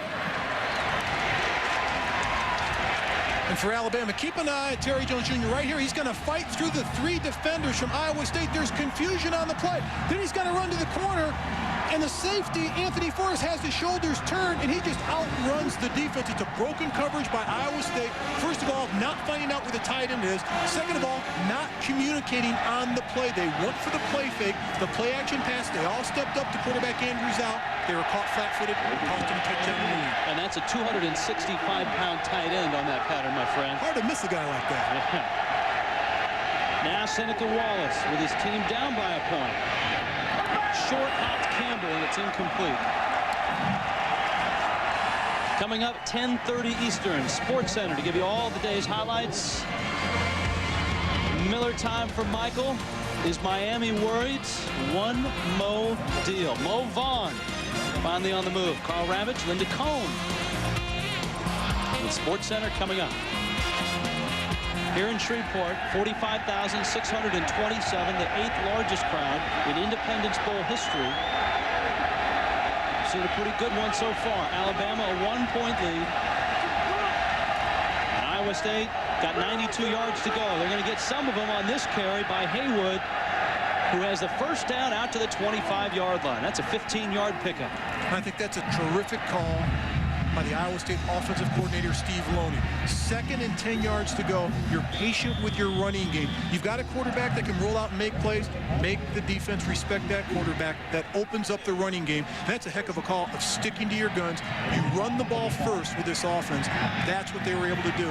Hang his hat on his offensive line and his running game. Clock continues to roll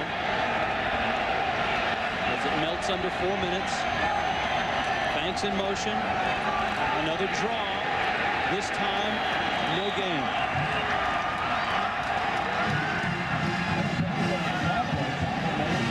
Even though there's no gain on this play, I still like it because now the defense still has to respect the run. If you're going to try to key on quarterback Seneca Wallace, you're still going to have to worry about running back Ennis Haywood. And it kind of compacts the defense down. Even on 2nd and long, you look at the last play, they ran the ball for a first down. So you cannot just key on quarterback Seneca Wallace. You better start keying on the clock, though, if you're Iowa State. Got all their timeouts. There's plenty of time. Okay. Wallace. Man, that's another difficult throw. Campbell makes the catch. You know, I've seen one quarterback this year that can make that throw, rolling to his left and throw it on the money. That's David Carr from Fresno State. Wallace has done it time in and time out tonight. And look at the poise. Watch the hit at the end. He knows he's going to get lambasted, and he does right at the end of the play. That's by Aries Monroe. But he's smart enough to concentrate on his receiver down the field and flutter that ball in there so his receiver, Craig Campbell, can come down with the reception. Remember, even though he's missed 2 field goals, Tony Yelk has a very strong leg. I think he can kick it 60 easily. In warm-ups, he was kicking 55-yarders fairly consistent. Total yardage, Iowa State has the advantage, but they're down a point. Wallace, incomplete. Threw it behind Jack Whitford. Gerald Dixon, good coverage for Alabama. Sports Center coming up next. Carl Ravitch, Linda Cohn. I think this is an area, if I'm calling plays as an offensive coordinator, I go back to the screen game. Swing it out to my back or throw a screen. Now you've got Alabama, which is going to attack the line of scrimmage and go after quarterback Seneca Wallace. As they've done the last few plays, you've got an opportunity to dump the ball off, short pass and all. But I'm up in the booth. I can second guess on that. Here's Wallace. Wallace going to throw it up deep for Danielson. Got it! Flag down. 2 flags down. I think that may be against Danielson. I think he pushed off right at the end of the play. But I think if you go back and look at the play, both Gerald Dixon pushed before the play, and I think Danielson did just as the ball was coming down. I have seen a call this year where they've called interference on both the receiver and the defender. I think it's going to be an Iowa State. I think you're right.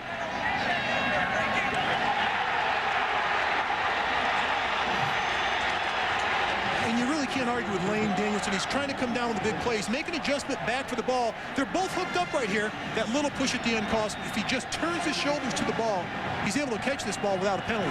But I think it's that little push that got him in trouble. The finishing push. The finishing push. And it doesn't help when the defender that's covering you goes on the ground before you make the reception. It's a huge penalty, yardage-wise. Obviously, it was a 47-yard pickup. And this is going to turn into a 15-yard penalty, 2nd and 25. I don't know what Steve Loney and Dan McCarney have in the playbook for 2nd and 25, but we're about to find out. I'll tell you what, Rich, with most offenses, I would be very concerned at this situation. But in situations like this, you've got those 2 downs. Pick up 12 or 15 yards, then at 3rd down, try to do the same thing. Don't try to get it all in one shot. You know, Iowa State thought the ball was on the other hash. They broke and they had to change the formation. Here comes 2nd and 25. Wallace drills it. Whitford a catch at midfield. 26 yards on the pickup. That's what they had in the playbook for 2nd and 25. I will tell you one thing. We are seeing a star in the making in this football game in Seneca Wallace. Excellent pass protection by the guys up front. It allows Seneca Wallace to step up in the pocket. Let them do their stunts and twists. Step up in the pocket, keep your eyes downfield, and then drill the ball down the field to play. That's what you want out of your quarterback. That's exactly what Seneca Wallace did. Clock restarts as they move the chains. Wallace 23 of 37. He's had about a half a dozen dropped as well. Low snap. Wallace in trouble. Going to tuck it and escape to the 42. You know what he reminds me of? A young Steve Young. When Steve Young was at Brigham Young, this is how he played. He attacked defenses. He had the feet and the ability to run away when he scrambled with the football. Seneca Wallace does, but he also has the strength in his arm. Now, this is complete concentration on this snap for Seneca Wallace. It's a bad snap. The snap's all the way to his right again. That's the second time that's happened tonight, but he's able to come up with a football. Now, make something happen with the ball. Take off running, and he makes the defense miss. There was a flag down. Alabama was offsides, and so Iowa State is going to take an 8-yard gain rather than a 5-yard penalty. They will, however, lose that down. Instead of 1st and 5, it's 2nd and 2. Yeah, but when you have a mobile quarterback, I think that's the key. He could pick up 2 yards just by breaking containment. Alabama shows blitz. And here they come. Wallace hit and dropped back to the 47. Kendall Moorhead. And here's where declining that penalty and losing that down. Comes back to haunt you just a little bit. But here's the key on this play. If Seneca Wallace can take this ball down and run with it, he may pick up the first down to his left. There's nothing but green fields to his left. So from 2nd and 2, it turns into 3rd down and what looks like 7. And timeout, Iowa State. Rich, what's 3rd and 7 when you're 2nd and 25 and get 26? You go back to that last play again. I know. You come up with that 3rd and 8 play. I know. Well, what this man has accomplished, I can remember in 1998 doing a football game at Iowa City. Iowa State at Iowa, and Dan McCarney in our pregame meeting said, you know, we haven't had a lot of success here. And he had gone 3-8, 2-9, 1-10. He was 30-point underdogs, and he told us if something doesn't go right here, we may be in trouble. And you know what? He won that game. They beat Iowa, and that was the first of 4 consecutive wins over the Hawkeyes. Let's check in with Heather Cox.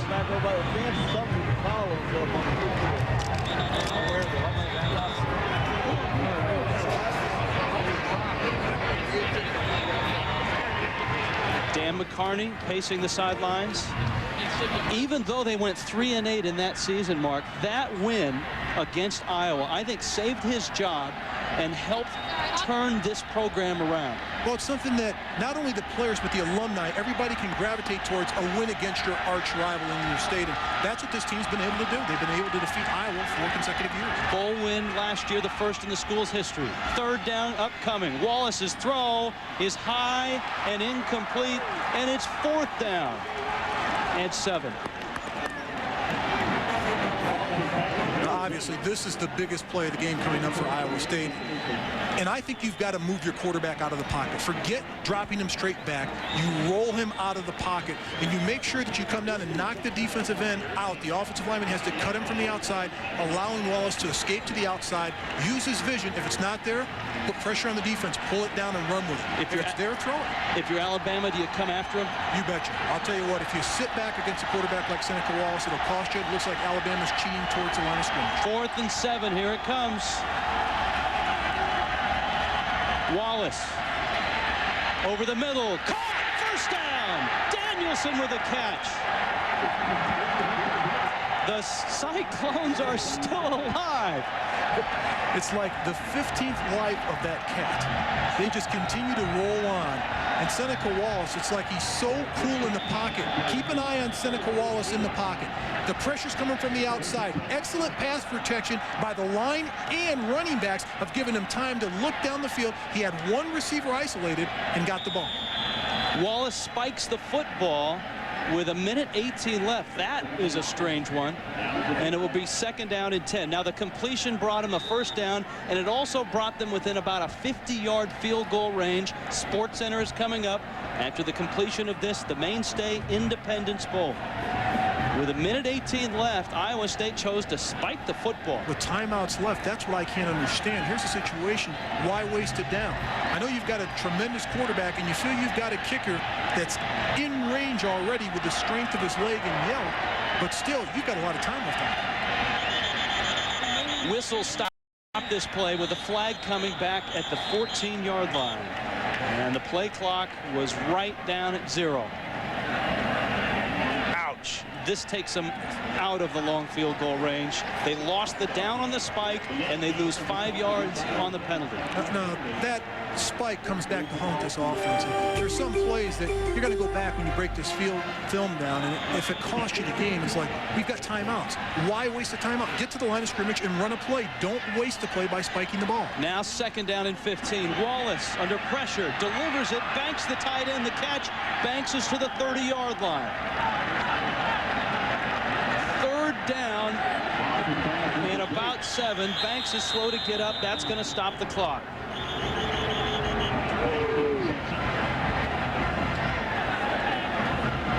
And one thing about Mike Banks, the reason why they call him the Manimal, he's a tough guy. And there's a reason for that. He's going to hop off the field. But what I was impressed with when he caught this ball, here's a guy that's an experienced player. He's a senior. Going back and look at, he wrapped the ball up with both hands, sacrificing his body, knowing he was going to take a hit, but he protected the football. 47-yard field goal from here. So Wallace really can't afford to take a sack on 3rd down and 7. Lots of time to the sidelines, incomplete. Montgomery couldn't hold it. And it's decision time here, 50 seconds left. Going back to that play, the entire middle of the field was wide open. They've got to take a couple shots down the middle. They've had a lot of success in this drive, throwing the ball in the middle of the field. Field goal unit coming on. Tony Yelk's longest, 47 yards. This is a 47-yarder. Now the play clock, I think Iowa State's going to have to take a timeout here. Yes. The play clock is down to 7. They can't get this thing off. And Yelk sees the clock, and the presence of mind of that redshirt freshman pretty big in that situation. He calls the timeout. A 47-yarder for the lead when we get back.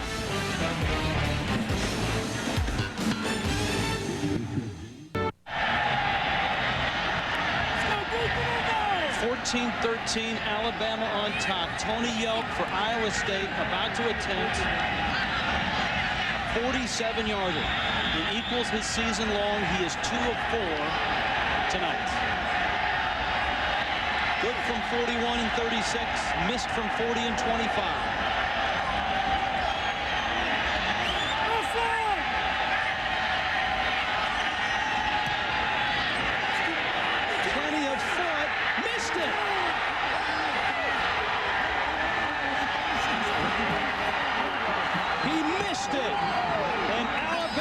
Take over and they can run the clock out. That was close. That's got to be very frustrating for Dan McCarney to have a field goal kicker with such a powerful and strong leg and to miss 3 field goals in this game. It's a good snap. It's a good hold. The protection's there. And there it is. It's up high. It's long enough. We're just at the very end. I'll tell you what. That looked like it was good. Hold on a minute. Let's take another look at this. I want another look at that from the end zone, guys, if we can get this. This field goal is good. That is a heck of a kick. He thinks it's good. Alabama's going to go to a knee. The clock will expire. Well, Iowa State's going to take a timeout. That is one of those field goals that goes right over the upright, and the official has to look up and make the call. We'll take a look when we get back.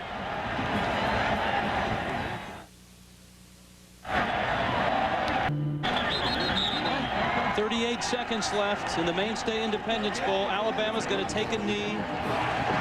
And this game is over. That last field goal by Tony Yelk of 47 yards. I'll tell you what, I don't know that you could miss a field goal by much more than that. It was awful close. Andrew Zhao is our Capital One player of the game. The big touchdown pass to Terry Jones Jr., the game winner. And Alabama back in a bowl will finish their season at 7-5. Dan McCarney and Iowa State also finishes at 7-5.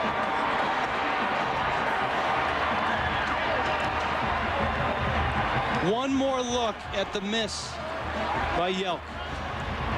I don't think you can get any closer than this. From this angle, it's tough to tell where this ball is. Right at the end. Take another quick look at it. The official at the bottom of your screen is looking straight up that upright. Oh, man. Whoa. Right over the upright. You can't get any closer than that. That is the margin by which Alabama beats Iowa State in the Mainstay Independence Bowl. 14-13, Alabama, huge win for the Crimson Tide. Dennis Franchione said a win here really sets us up for next year. The Crimson Tide back in a bowl game. And they win it. Sports Center is coming up. Post-game coverage of this one will follow on ESPN News. This has been a presentation of ESPN, the worldwide leader in sports. For Heather Cox and Mark May, I'm Rich Waltz. Alabama beats Iowa State by inches, 14-13. Good night from Shreveport. Sports Center coming up.